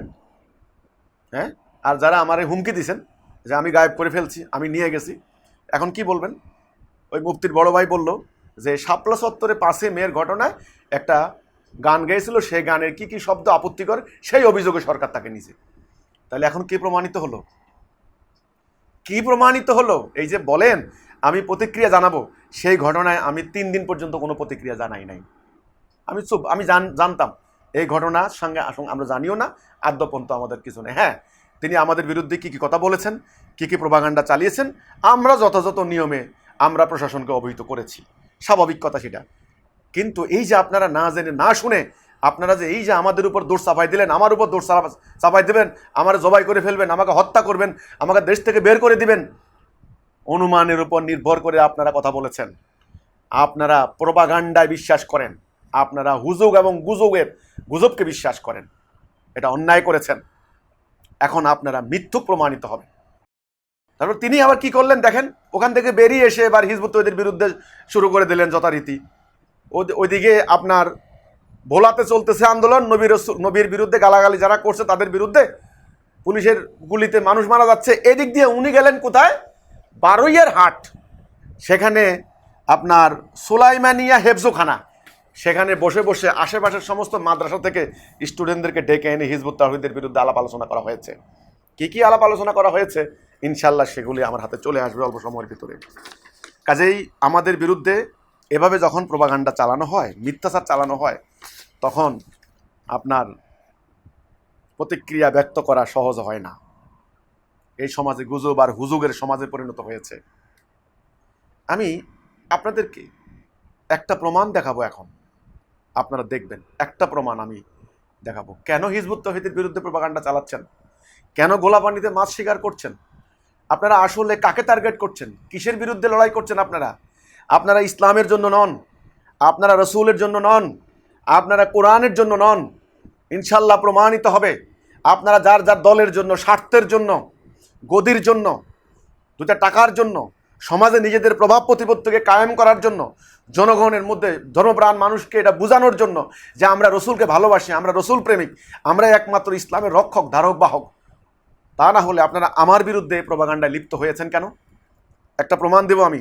এখানে ফজলে রাব্বি নামক একটা আইডি, সেখানে কি লেখা আছে, হিজবুতি জঙ্গিরা আল্লাহর ঘরেও হামলা চালালো। শুনেন, মসজিদে হামলা ও মিম্বরে পায়খানা করা, 30 থেকে 35 কোরআন মসজিদ ছিঁড়ে ফেলা, এত সাহস! 95% মুসলিমের দেশ বাংলাদেশ, এইটা কখনো মেনে নেওয়া যায় না। গত রাতে কুমিল্লার ব্রাহ্মণবাড়িয়া বিবাড়িয়া থানার ধান্যদৌল বাজার মসজিদের এই বর্বরচিত হামলা হয়, যাতে 30-35টি কোরআন মসজিদ ছিঁড়ে ফেলা হয়। মসজিদের ভিতরে মিম্বরের উপর পায়খানা করে যায়। ইসলাম হামলা, মসজিদে হামলা, কোরআন মসজিদের উপর হামলা। সেটা করলো কে? শুনেন, সেটা করলো কে? এবার আসেন। এটা 2016 সালে 20 অক্টোবর এই খবরটা বেরিয়েছে। একই খবর, একই হামলা, একই মসজিদে। সেটা মসজিদে ঢুকে কোরআন শরীফ ছিঁড়ে ফেলায়, মলমূত্র ত্যাগ করে যায়। এর চেয়ে বড় অবমাননা আর কি আছে? কুমিল্লার ব্রাহ্মণবাড়িয়া উপজেলা ধান্যদোলা গ্রামের একটি জামে মসজিদের মলমূত্র ত্যাগ করে 25-30টি কোরআন শরীফ ছিঁড়ে ফেলা হয়। আচ্ছা, সেটাকে মঙ্গলবার গভীর রাতে হিন্দুরা মূল দরজা তালা খুলে প্রবেশ করে। পরে মসজিদের 4টি জানালার গ্লাস, কোরআন শরীফ রাখার বেশ কিছু রেল ভাঙচুর, 25-30টি কোরআন শরীফ ছেড়ে ফেলে। মসজিদের মেহরাব সংলগ্ন মলমূত্র ত্যাগ করে পুনরায় দরজা তালা আটকিয়ে পালিয়ে যায়। 2016 সালের ঘটনা, 20 অক্টোবর এটা প্রকাশিত হয়েছে। হিন্দুরা ওই সময় একই মসজিদ, একই ঘটনা, একই তালা ভাঙা, একই গ্লাস ভাঙা, তখন প্রচার করেছে কে? হিন্দুরা। এখন এই ভোলার এই ঘটনা যখন শুরু হলো, এইবার হিজবুত তৌহিদের দিকে ঘটনাকে ডাইভার্ট করার জন্য একই ফটো ব্যবহার করে হিন্দুদের নাম কেটে দিয়ে ঢুকে দিয়েছে হিজবুত তাওহীদ। এখন বলেন প্রতিক্রিয়া জানানোর কথা বলেন। ব্রাহ্মণবাড়িয়া কোন মসজিদে হামলা চালালো 2016 সালে? কারা করলো? বাংলাদেশে মসজিদ কমিটি নিয়ে মারামারি, হামলা, ইমাম পর্যন্ত খুন হয়েছে। সুনামগঞ্জে এখনো সংঘর্ষ চলছে, মানে আন্দোলন চলছে, এক ইমামের পক্ষ আর বিপক্ষ, নতুন ইমাম আর পুরান ইমাম। আমাদের সোনার গায়ে এক ইমাম আরেক ইমামকে জবাই করে, মাথা আলাদা করে পাশে হিজবুত তৌহিদের নাম লিখে দিয়েছে। নিজেরা নিজেদের মধ্যে দ্বন্দ্ব সংঘাত করে, স্বার্থের জন্য দ্বন্দ্ব সংঘাত করে মসজিদ ভাঙে, একজন আরেকজনকে জবাই করে, একজন আরেকজনের বিরুদ্ধে হামলা করে, এক গ্রুপ আরেক গ্রুপের মানে মুসল্লিদেরকে লাগিয়ে দেয়। সেগুলো ফেসবুকে এবার প্রচার করে কি এর নামে ওর নামে, এ করেছে ও করেছে। এখন নতুন করে ষড়যন্ত্র শুরু করেছে কি? হিজবুত তাওহীদ করেছে। আমি নিন্দা জানাই, আমি ধিক্কার জানাই। আমি বাংলাদেশ সরকারকে বলবো, সরকারের শক্তিশালী গোয়েন্দা সংস্থা এবং গণমাধ্যম বিষয়গুলি নজরে আনবেন। তারা এখন হিজবুত তাওহীদকে টার্গেট করার পলিসি নিয়েছে, প্রক্রিয়া নিয়েছে। মিথ্যাচার।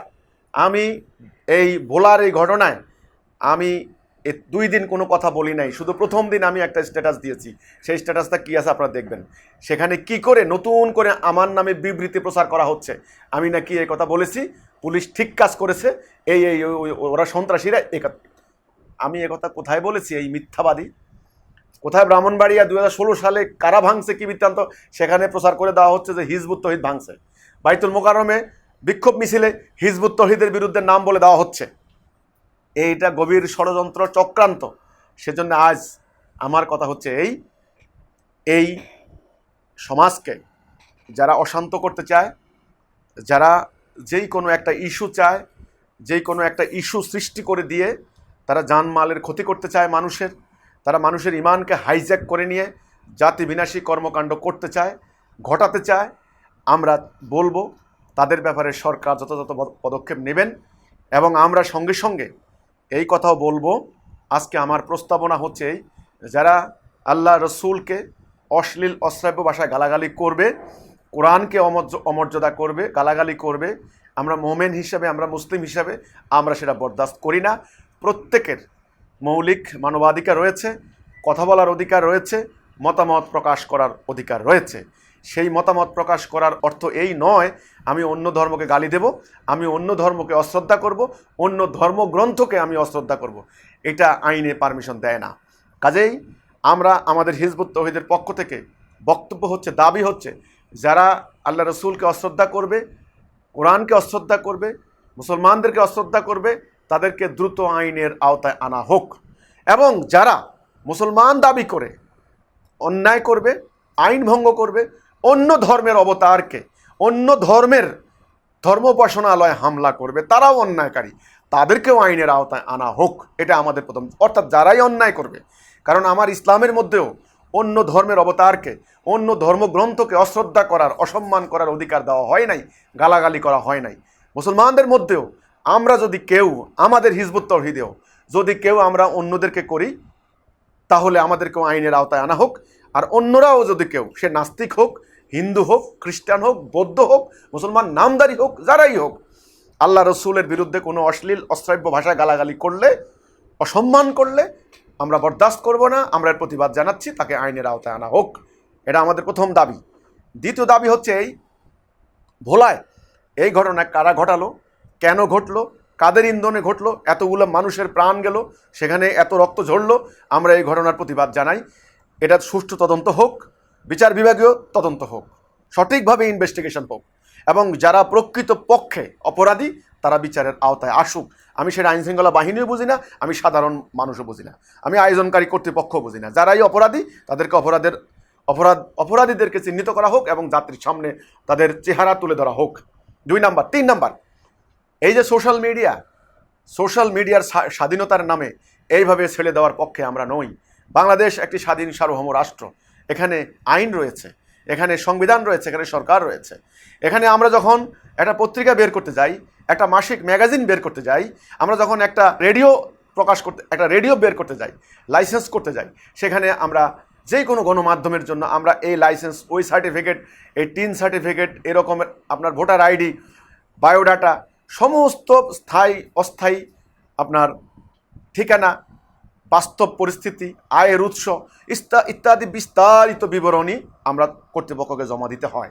জমা দেওয়ার পরে এনএসআই তদন্ত হয়, এসবি তদন্ত হয়, তারপরে অনুমোদন নিয়ে একটা রেডিও স্টেশন খোলার অনুমোদন পাওয়া যায়, একটা টেলিভিশন পাওয়া যায়, একটা পত্রিকা সাপ্তাহিক হোক, মাসিক হোক, এমনকি ষান্মাসিক হলেও একটা অনুমোদন আনতে গেলে এত কিছু সরকারকে দিতে হয়। কিন্তু সোশ্যাল মিডিয়ার মতো, আজকে ওই মিডিয়াগুলি এখন দুর্বল হয়ে গিয়েছে, সোশ্যাল মিডিয়ার মতো একটা জায়গা, সেখানে কোনো কন্ট্রোল নাই, আনকন্ট্রোল। সেখানে কোথায় বিদেশে বসে থেকে যার যেমন খুশি আইডি খোলে, যার যেমন খুশি রেডিও স্টেশন খোলে, যার যেমন খুশি টেলিভিশন খোলে, আর বস নিউজ করে তারা চালিয়ে দেয়, কার চরিত্র হনন করে, কার মিথ্যাচার করে, কার বিরুদ্ধে প্রপাগান্ডা চালায়। আমাদের কথা হচ্ছে সোশ্যাল মিডিয়াকে নিয়ন্ত্রণের আওতায় আনা হোক। যারা আইডি খুলবে তাদের ঠিকানা এবং তাদের বায়োডাটা, তাদের একটা নির্দিষ্ট ফি জমা দিয়ে প্রত্যেক জেলার প্রয়োজনে একটা নির্দিষ্ট ডেস্ক খোলা হোক এবং এর আওতায় আনা হোক। তা না হলে ভবিষ্যতে এই সোশ্যাল মিডিয়ার মাধ্যমে গুজব রটিয়ে ভয়াবহ তাণ্ডব তারা ঘটিয়ে দিতে পারে। আমাদের এই তৃতীয় প্রস্তাবনা হচ্ছে এটা, এই সোশ্যাল মিডিয়াতে যেন এই মিথ্যা অপপ্রচার করার সুযোগ না পায়, দ্রুত সরকার এটাকে কন্ট্রোলে আনবেন, নিয়ন্ত্রণে আনবেন। অর্থাৎ যারা যারা আইডি খুলবে তাদের যথাযথ তথ্য উপাত্ত সরকারের কাছে জমা দিতে হবে, সরকার হয়েই তারা অনুমোদন দেবে। এটা আমাদের তৃতীয় প্রস্তাবনা। চতুর্থ প্রস্তাবনা, যারা আজকে হিজবুত তৌহিদকে টার্গেট করে এই মিথ্যাচার করছেন, এই প্রপাগান্ডা চালাচ্ছেন, এই মিথ্যাচার চালাচ্ছেন, তাদেরকে দ্রুত আইনের আওতায় আনা হোক। হিজবুত তৌহিদ সত্যনিষ্ঠ আন্দোলন, হিজবুত তৌহিদ আইন মান্যকারী আন্দোলন, হিজবুত তৌহিদ আল্লাহ রসুলের প্রকৃত ইসলাম প্রতিষ্ঠাকামী আন্দোলন, হিজবুত তাওহীদ মানব জাতিকে তাওহীদের দিকে আহ্বানকারী আন্দোলন। হিজবুত তৌহিদ কোনো গুজব হুজুগে বিশ্বাস করে না, হিজবুত তৌহিদ কোনো জঙ্গিবাদী সন্ত্রাসবাদী কর্মকাণ্ডে বিশ্বাস করে না, হিজবুত তৌহিদ রাষ্ট্রের আইন অমান্য করাতে বিশ্বাস করে না। কাজেই হিজবুত তৌহিদ প্রতিটা ব্যাপারে প্রতিবাদ করবে, বিক্ষোভ করবে, হিজবুত তৌহিদ প্রতিক্রিয়া জানাবে সুশৃঙ্খল উপায়ে, যথাযথ আইন মোতাবেক এবং আল্লাহ রসুলের সুন্নাহ মাথায় রেখে। কাজেই হিজবুত তাওহীদ যেমন অন্য কারো ব্যাপারে গুজব রটায় না, অন্য কারো ব্যাপারে প্রোপাগান্ডা ছড়ায় না, হিজবুত তাওহীদের ব্যাপারেও যেন কেউ প্রোপাগান্ডা ছড়াতে না পারে, গুজব রটাতে না পারে, বেআইনি ফতুয়া দিতে না পারে, সেই বিষয়ে সরকার, আইনশৃঙ্খলা বাহিনী যথাযথ পদক্ষেপ গ্রহণ করবেন। এ হচ্ছে আমার চতুর্থ প্রস্তাব। আজকে একদল বসে আছেন, এই মহানবীকে অপমান করা হয়েছে, গালি দিয়েছে, এই উপলক্ষে ভোলায় যে সংঘর্ষ হয়েছে, এই ঘটনার পরিপ্রেক্ষিতে আমার কি বক্তব্য, আমি কি বলি? কেউ বসে আছেন আমি সরকারের বিরোধিতা করি কিনা। যেই সরকারের বিরোধিতা করব না, বাস এবার শুরু করে দিবেন আমি সরকারের দালাল, আল্লাহ রসুলের শত্রু। এবার আরেক দল বসে আছেন যে আমি ওই যারা আন্দোলন করছেন, আন্দোলনকারীদের পক্ষে বলি কিনা বা তাদের বিরুদ্ধে বলি কিনা। যে তাদের বিরুদ্ধে বলবো, এবার আরেক দল বসে আছেন যে আমি হলাম জঙ্গি। না, এটা অন্ধত্ব, এটা অন্ধত্ব, এটার নাম সাম্প্রদায়িকতা, আসাবিয়াত। আসাবিয়াত, আল্লাহ রসুল বলেছেন আসাবিয়াত নিষিদ্ধ, ইসলামে আসাবিয়াত নাই। আল্লাহ কোরআনে বলেছেন তোমরা ন্যায়সঙ্গত কথা বলো, তোমরা পেছিয়ে পেছিয়ে কথা বলো না, সত্যকে মিথ্যার সঙ্গে তোমরা মিশাইও না। আল্লাহ কোরআনে বারবার বলেছেন সত্য সাক্ষ্য দাও। সত্য কথা বলতে গেলে এখন কার গায়ে পড়বে, কার কে রাগ হবেন, কে খুশ হবেন, এখন সত্য কথা আর কেউ বলে না, সব চুপ। সংখ্যাগরিষ্ঠের সামনে এখন সত্য সারেন্ডার করেছে। এটা অন্যায়। অন্যায় যারা করবে, অন্যায়ের বিরুদ্ধে কথা বলতে হবে। এই যে আজকে যারা আন্দোলন করছেন, আপনারা আন্দোলন করছেন, করেন। আমি তো আগেই বলেছি আন্দোলন আপনারা করেন, এখন করছেন। আমি যখন কিশোর বয়স তখন থেকে রসুলুল্লাহকে গালি দিয়েছে তার বিরুদ্ধে আন্দোলন করেছি, কলেজে এসে করেছি, বিশ্ববিদ্যালয় করেছি, আন্দোলন কম করি নাই। বহু পুলিশের আঘাত সহ্য করেছি, বহু মিছিল মিটিং করেছি, বহু হরতাল অবরোধ করেছি, কম করিনি। আমি দেখেছি আমার জীবনী থেকে ফলাফল জিরো, ফল হয় নাই। রাজনৈতিকভাবে এগুলি কাজে লাগানো হয়েছে, ইস্যু সৃষ্টি করা হয়েছে। যারা রাজনীতি করেছে তারা ইস্যুর সন্ধান করেছে। অধিকাংশ ধর্মপ্রাণ মানুষের এই আস্থা অর্জনের জন্য চেষ্টা করেছেন যে আমরা ইসলামের কর্তৃপক্ষ, আমাদেরকে ভোট দাও, আমরা ক্ষমতায় গেলে ইসলাম রক্ষা হবে, না হলে ইসলাম ধ্বংস হয়ে যাবে। এই জাতীয় ইস্যুর সন্ধান করেছে। আমরা পরবর্তীতে দেখেছি হাইজ্যাক হয়ে গিয়েছে। আল্লাহ রসুলের বিরুদ্ধে গালাগালি বন্ধ হয় নাই, বরং আরও বেড়েছে। একটা দিনের জন্য আল্লাহর দিন প্রতিষ্ঠা হয় নাই, আল্লাহর দিনের উপকার হয় নাই, কোরআনের হুকুমত প্রতিষ্ঠা হয় নাই, আল্লাহর বিধান প্রতিষ্ঠা হয় নাই, সুদভিত্তিক অর্থনীতি দূর হয় নাই, আরও সুদের বিস্তার, ব্যাপক বিস্তার লাভ করেছে। সুদী মহাজন নোবেল প্রাইজ পেয়েছেন। কাজেই আরও সুদ দ্বারা আক্রান্ত হয়েছে সমাজ, দেশ, সমস্ত পরিবার আজকে শেষ হয়ে গিয়েছে। কই আল্লাহ রসুলের প্রতি গালাগালি তো কমে নাই, আরও বেড়েছে। এই পথ ভুল। সেজন্য আল্লাহর অসীম দয়ায় এই সঠিক পথের সন্ধান পেয়েছি, তাওহীদের দিকে আমরা ডাকছি। যদি তাওহীদের উপরে ঐক্যবদ্ধ হতে পারি তবে ওই গালাগালিও বন্ধ হবে, ওই সাম্রাজ্যবাদীদের ষড়যন্ত্র বন্ধ হবে। সেটাই কঠিন, আমরা সেদিকে যাচ্ছি। আজকে তারা আন্দোলন করছেন, আমি আগেই বলেছি আপনারা আসলে কি চান, আপনারা কি চান। আপনারা কয়দিন আগে দেখলাম আমি, আপনারা ধুমসে ইন্ডিয়ার বিরুদ্ধে কথা বলছেন। কি তুখোড় বক্তব্য! আপনাদেরকে বাংলার বাঘ উপাধি দিচ্ছে, আপনাদেরকে নতুন শেখ মুজিব উপাধি দিচ্ছে, নতুন বঙ্গবন্ধু উপাধি দিচ্ছে কেউ কেউ। হাজার হাজার মানুষের সামনে আপনারা ইন্ডিয়ার বিরুদ্ধে বক্তব্য দিচ্ছেন। দেন, বাংলাদেশের রাজনীতি আমি দেখলাম ছোটকাল থেকে, এখানে অ্যান্টি ইন্ডিয়ান প্রো ইন্ডিয়ান রাজনীতি, anti government pro government, anti Pakistan pro Pakistan. এখানে আল্লাহ রসুল দিন ধর্ম এখানে মুখ্য নয়, এখানে ন্যায় অন্যায় মুখ্য নয়, এখানে এই হচ্ছে রাজনীতি। এটা হচ্ছে ফ্যাক্ট, এটা বলতে হবে আজকে। আপনারা দেন, ইন্ডিয়ার বিরুদ্ধে সমানে মঞ্চ কাঁপানো কথা বলেন। আমি এই সরকারের দলকে দেখলাম, বিরোধী দলকে দেখলাম, ইসলামী দলগুলোরও দেখলাম, রাজনীতি এটাই হয়েছে। আচ্ছা, তারপরে দেখলাম কয়দিন পরে ইসকনের বিরুদ্ধে আপনারা আপনাদের মতো করে দেন রাজনৈতিক বক্তব্য, আমার কোনো আপত্তি নেই। আপনারা তো রাজনীতি করেন, আমি তো রাজনীতি করি না। তারপরে দিলেন কি হিন্দুদের বিরুদ্ধে, এই দেশ হিন্দুদের নয়, এই দেশ আমাদের, দিল্লি হামারা হ্যায়, কাশ্মীর হামারা হ্যায়, সব আপনাদের। দেন, আমার কথা হলো আপনাদের বক্তব্য দেন ইন্ডিয়ার বিরুদ্ধে, হিন্দুর বিরুদ্ধে, ইসকনের বিরুদ্ধে। এবার লাগলেন সরকারের বিরুদ্ধে। ওকে, নাস্তিক সরকার, কাফের সরকার, দালাল সরকার, আপনারাই বক্তব্য দিলেন, সব বক্তব্য আপনারা মুসলমান, দেন সরকারের বিরুদ্ধে। এইবার যখন আপনার কোনো একটা ঘটনা ঘটলে এইবার সমানের সবার বিরুদ্ধে বলেন, মধ্যখানে এবার হিজবুত তাওহীদের বিরুদ্ধে। আসলে আপনারা ফায়ারিং কোন দিকে করছেন আমি জানতে চাই। আপনারা গুলিটা কোন দিকে করছেন, কাকে টার্গেট করেছেন, কে আপনাদের শত্রুটা কে আমি জানতে চাই। এখানে এই যে বিক্ষোভ করছেন, এটার ভিতরে হিজবুত তৌহিদ প্রসঙ্গ কেন ঢুকালেন বাইতুল মোকাররম মসজিদের সামনে দাঁড়িয়ে? কেন?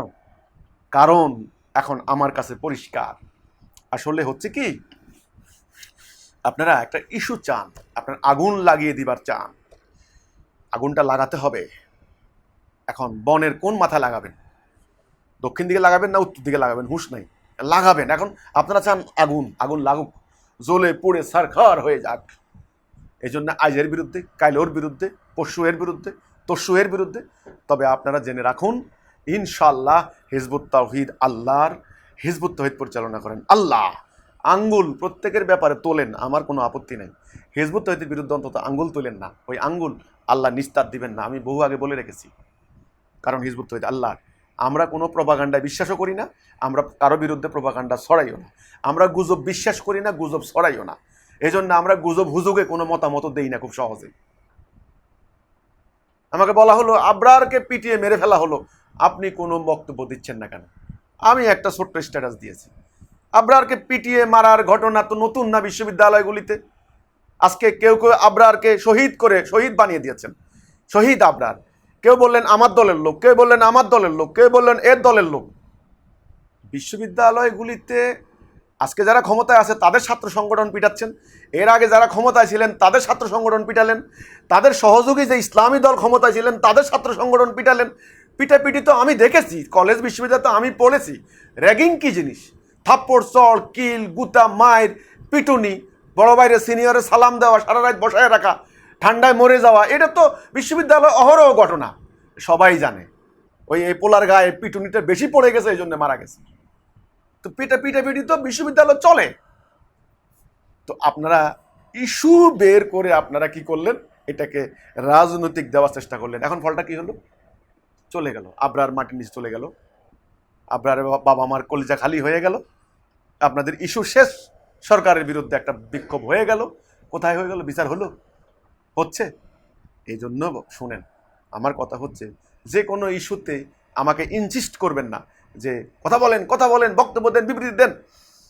আমি তাওহীদ নিয়ে দাঁড়িয়েছি, আমাদের আকীদা হচ্ছে এই, আমাদের বিশ্বাস হচ্ছে এই, নবী করিম সাল্লাল্লাহু আলাইহি ওয়াসাল্লামের সুন্নাহ আমাদের জীবনের আদর্শ, সেটা হচ্ছে এই, নবী করিম সাল্লাল্লাহু আলাইহি সাল্লাম এক প্রাণ, এক দেহ, এক আত্মা হয়ে সাহাবায়ে কেরামদেরকে নিয়ে হানিফ একাগ্র লক্ষ্যে, তিনি ডাইনে বামে কোনো দিকে তাকান নাই, একাগ্র লক্ষ্যে তিনি আল্লাহ তাওহীদ প্রতিষ্ঠার জন্য সংগ্রাম করে গেছেন। ওই তাওহীদ যখন প্রতিষ্ঠা হলো তখন সমাজের আমূল পরিবর্তন হয়ে গেল। হুজুগ আর গুজবের কবর হয়ে গেল, ধর্মান্ধতার কবর হয়ে গেল, নারীদের স্বাধীনতা ফিরে পেল, সেখানে মানুষগুলি মোমেন হয়ে গেলেন, সেখানে অনর্থক রসুলকে গালাগালি দেওয়া তো দূরের কথা, তখন মোমেনরা রোমান পারস্য সাম্রাজ্যকে বিজয় লাভ করলেন। আর আজকে তাওহীদের উপরে ঐক্যবদ্ধ না হলে, এই যে জনগণকে আপনারা ভোলাতে যে মানুষগুলি আসলেন, বিক্ষোভ করলেন, একদিনের বিক্ষোভ হলো, ওকে বিক্ষোভ করলেন, হ্যাঁ, আমি তাদের এই চেতনাকে, তাদের এই মনোভাবকে, তাদের এই ধর্মীয় অনুভূতিকে আমি শ্রদ্ধা জানাই, আমি অশ্রদ্ধা করছি না। তারা রসুলকে ভালোবাসে, আল্লাহকে ভালোবাসে, তারা পরকালে জান্নাত যেতে চায়, তারা কোরআনের আল্লাহ রসুলের ইজ্জত সমুন্নত করতে চান, তারা আসলো। কিন্তু তারা তাওহীদ কয়জন বুঝেছেন? তারা দেখেন বিক্ষোভ করে আসলো, পুলিশের সঙ্গে সংঘর্ষ হলো, জীবন দিয়ে গেল, আহত হয়ে হাসপাতাল কাতরাচ্ছেন।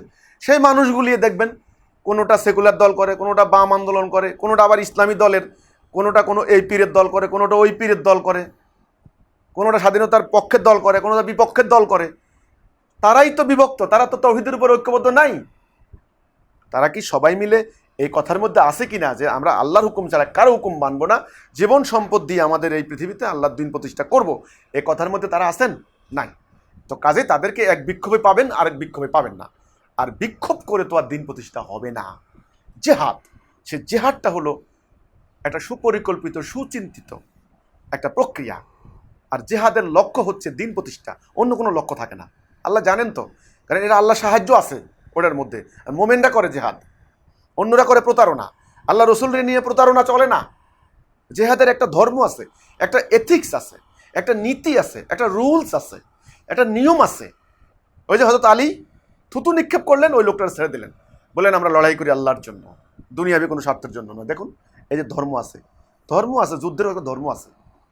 মানুষকে জেহাদ শিখাতে হলে 5 দফা, সেই 5 দফার উপর আগে মানুষদেরকে তাওহীদে ঐক্যবদ্ধ করতে হবে। একজন নেতার আন্ডারে তাদেরকে সেই নেতা হবে আল্লাহ কর্তৃক পরিচালিত, আল্লাহ মনোনীত। সে আল্লাহ মনোনীত কিভাবে সেটাও বুঝবেন। যিনি আল্লাহ সাহায্য পাবেন, আল্লাহ নসর পাবেন, তিনি আল্লাহর মনোনীত। তিনি সত্য নিয়ে দাঁড়াবেন, তিনি ন্যায় অন্যায় পার্থক্য করে ন্যায়সঙ্গত কথা বলবেন। এবার দুনিয়ার সকল মানুষ তার শত্রুতা করুক, তবু তিনি ন্যায়সঙ্গত কথা বলবেন, তিনি অন্যায়ের পক্ষ নেবেন না। কোন ধর্ম কোন বর্ণ সে দেখার বিষয় না। ওই আমার জাতি করেছে বিদায় সব মাফ হয়ে গেল, নো। অন্যায় যে করবে আমার নিজের জাতি হলেও ওই নিজের জাতির বিরুদ্ধে কথা বলবো, এটা হলো ন্যায়সঙ্গত কথা। তিনি হলেন ন্যায়সঙ্গত নেতা, ইমাম। তার আদেশ শুনবে সবাই, তার আদেশ মানবে সবাই, এবং অন্যায় থেকে হিজরত করবে আর জানমাল দিয়ে তারা জিহাদ করবে। সেইটার জনগণকে সেই কথায় ঐক্যবদ্ধ করেন তাওহীদের উপরে, 5 দফার উপরে। তবে রাসূলের গালি দেওয়ারও প্রতিশোধ হবে, অন্যায়েরও কবর হবে, দিন প্রতিষ্ঠা হবে, মোমেন হিসেবে আমরা আল্লাহর কাছে গৃহীত হব। আর এটা করতে গিয়ে যদি আমরা মারা যাই, গুলি খাই, আহত হই, নিহত হই, আমরা শহীদ হব।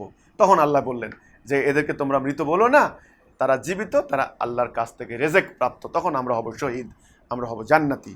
ওই প্রচেষ্টার ফলে আল্লাহ দিন বিজয়ী হবে, মানবতা বিজয়ী হবে, সকল মানুষ তাদের অধিকার ফিরে পাবে। সে অন্য জাতি হোক, অন্য ধর্ম হোক, তারাও ফিরে পাবে। নারী হোক, পুরুষ হোক, সকলের অধিকার, মানবাধিকার, সাম্য, মানবতা প্রতিষ্ঠা হবে। এই হচ্ছে আল্লাহ রসুলের সঠিক তরিকা, সঠিক প্রক্রিয়া। আমরা হিজবুত তাওহীদ সেই প্রক্রিয়ায়, সেই সুন্নাতে, সেই কর্মসূচিতে, সেই আদর্শের ভিত্তিতে আমরা লড়াই করছি, আমরা সংগ্রাম করছি। এটাই আমাদের বড় প্রতিবাদ, এটাই আমাদের বড় প্রতিবাদ। তা না হলে ওই জনগণকে তাওহীদের উপর ঐক্যবদ্ধ করতে না পারলে, আল্লাহ দেওয়া কর্মসূচিতে ঐক্যবদ্ধ করতে না পারলে, ন্যায় অন্যায় স্পষ্ট আলাদা করতে না পারলে, এইভাবে একটা ইস্যু আসবে, ইস্যু যাবে, কিছু মানুষের জীবন যাবে, কিছু মানুষ আহত হবেন, মানুষের ইমান হাইজ্যাক করা হবে, একটা পর্যায়ে মানুষ হতাশ হয়ে যাবে, নিরাশ হয়ে যাবে, মানুষ আর কারো কোনো কথায় বিশ্বাস করবে না। আজকে আমাদের সে দশা হয়েছে। যে কথাটা বলেছিলাম, আমাদের হিজবুত তাওহীদের আন্দোলন ভালো করে বোঝার চেষ্টা করুন। আমরা কি চাই? আমাদেরকে তো নাস্তিক, কাফের, মুরতাদ, ভারতের দালাল, ইসকনের দালাল, সরকারের দালাল, ইহুদির দালাল, হিন্দুর দালাল, আসলে কত যে কি বলছেন, অনর্থক অন্যায় পাবে। আমরা সঠিক নিয়মে আল্লাহ দ্বীন প্রতিষ্ঠার জন্য লড়াই করছি। রাসূলকে গালি দেওয়ার প্রসঙ্গটা আজকে কথা আসছে, আমি আগেও বলেছি, কথাটা বারবার বলছি। রাসূলকে অশ্লীল অশ্রাব্য ভাষা গালাগালি দেওয়া হয়েছে, মক্কার কাফেররা দিয়েছে। কিন্তু রাসূলের সাহাবায়ে কেরাম এটা করেননি, এগুলি করেননি। তারা সঠিক নিয়মে আল্লাহর দেওয়া গাইডলাইন মোতাবেক, সেই কর্মসূচির মোতাবেক তারা ঐক্যবদ্ধ করেছেন, তারা যুদ্ধ করেছেন। ওই যে বললাম, যুদ্ধের একটা নীতি আছে, যুদ্ধ করেছেন, লড়াই করেছেন, শত্রুদেরকে পরাজিত করেছেন, মোমেনরা বিজয়ী হয়েছেন, তারা যুদ্ধ করেছেন। আজকের কি হলো? আজকের এই যে একটা ইস্যু সৃষ্টি করে দিয়ে, ইস্যু হয়ে প্রতিবাদ হচ্ছে, বিক্ষোভ হচ্ছে, আন্দোলন হচ্ছে, এর গন্তব্য কোথায়? এর ফলাফল কোথায়? এর গন্তব্য কোথায়? ভালো কথা, সরকারকে গতি থেকে টেনে নামানো হবে, সরকারকে নামিয়ে দিবেন। সরকার বিরোধী আন্দোলন করছেন আপনারা, করেন, আমি তো রাজনীতি করি না, আমার সেই রাজনৈতিক বক্তব্য দেওয়ার আমার দরকার নাই। কিন্তু আমি একটা বাস্তব উদাহরণ দিচ্ছি। সিরিয়া কিন্তু এরকম করে কিন্তু হাফিজ আল আসাদের ছেলে বাশার আল আসাদের বিরুদ্ধে আন্দোলন করছেন। আন্দোলন করে বিরোধী দল কী করলো? ঐক্যবদ্ধ হলো, হয়ে এ ধরনের প্রথমে বিক্ষোভ মিছিল, পরে কারা অস্ত্র দিয়ে দিল বিরোধী দলের হাতে, বাস অস্ত্র পেয়ে এবার সরকারকে নামিয়ে ফেলবে, এইবার শুরু হলো। কিন্তু ক্ষমতা যারা থাকে তারাও কম যায় না, বাস আজকে সিরিয়া কী হলো? সিরিয়া ধ্বংস হয়ে গেল। ইজ্জত কারো নাই, বিল্ডিংও নাই, জায়গা জমিও নাই, বাড়িঘরও নাই, ছোটো ছোটো মাসুম বাচ্চা, আইল্যান্ডরা সমুদ্র ডুবে মারা যাচ্ছে। যুদ্ধ কিন্তু চলছে, আমেরিকা বোমা মারে, রাশিয়া বোমা মারে। তো এই সংঘাতের বা এই বিক্ষোভের, এই প্রতিবাদের গন্তব্য কোথায়? আজকে হয়তো অনেকে বলবেন, যারা আমার এই বক্তব্য শুনবেন, যারা অনেকে বিদেশেও বসে আছেন, হয়তো অনেকে বলবেন যে আমি বোধহয় আল্লাহ রসুলের গালাগালি যারা দিচ্ছে তাদের বিরুদ্ধে কিছু বলছি না। হ্যাঁ, এই প্রতিবাদ তো আমারও, আমিও তো বিক্ষুব্ধ। আমার কি মনে করেন কষ্ট লাগে না? ভয়াবহ কষ্ট। গালি দিলে কেমন কষ্ট লাগে? আমার মেয়েদেরকে গালাগালি দেওয়া হচ্ছে, আমার স্ত্রীকে গালি গালি দেওয়া হচ্ছে। যারা গালি দিচ্ছে তারা কি? তারা কি হিন্দু? তারা তো মুসলমান। সেটাকে অন্যায় নয় কি? অন্যায় নয় কি? সেটাও তো অন্যায়। তো কথা হচ্ছে এসব অন্যায়ের নির্মূল করার একটা রাস্তা। আর যারা আশঙ্কা করছেন যে বাংলাদেশ স্বাধীনতা ধ্বংস হয়ে যাবে, ইন্ডিয়া দখল করে নেবে, আমাদের কিচ্ছু থাকবে না, আমাদের সব ধ্বংস হয়ে যাবে, এরকমের একটা আবহ দিয়ে আপনার আন্দোলন করার চেষ্টা করছেন। আমার বক্তব্য হচ্ছে এই, আসলে মূলত এ সমস্ত কিছু করে কারো আগ্রাসন থেকে আমাদের ইজ্জত, জান, মাল, মাটি হেফাজত করতে পারবেন না। সেটার জন্য প্রক্রিয়া, তরিকা, সিস্টেম আল্লাহ আমাদেরকে দিয়েছেন। সেটার জন্য একটা মাত্র রাস্তা, যেই কোনো উপায়ে, যেই কোনোভাবে সমগ্র জাতিকে ইউনাইটেড করতে হবে, ঐক্যবদ্ধ করতে হবে একটা কথার উপরে, একজন নেতার আন্ডারে। এবং সেই জাতি অবশ্যই গুজব আর হুজুগ প্রবণ হবে না, সেই জাতি অবশ্যই ভীরু কাপুরুষ হবে না, সে জাতি অবশ্যই দাঙ্গা প্রবণ হবে না, সে জাতি অবশ্যই সাহসী হবে, সুশৃঙ্খল হবে এবং নেতার আদেশ মান্য করার মতো হবে। সে জাতি অবশ্যই মোমেন হবে, তবে আল্লাহ সাহায্য থাকবে। না হলে আমাদের আসলে কারো কোনো উপায় থাকবে না। আমাদের হিজবুত তওহীদের কথাই হচ্ছে এইটা। সাময়িক হয়তো সরকার কিভাবে মোকাবেলা করবে সরকারের ব্যাপার, জনগণ যারা দল করছেন তাদের ব্যাপার, কিন্তু ফাইনালি কিন্তু আমাদের কোনো লাভ হবে না। কিন্তু আলটিমেট যে একটা আমরা গোল, যে আমরা ফাইনাল যে একটা লক্ষ্য, সেটা হাসিল হবে না। সেটা করার জন্য একটা মাত্র উপায়, সেটা হলো তাওহীদের উপরে, লা ইলাহা ইল্লাল্লাহ মুহাম্মাদুর রাসূলুল্লাহ কথাটার উপরে সবাইকে ঐক্যবদ্ধ হওয়া। এটাই হিজবুত তওহীদের বক্তব্য।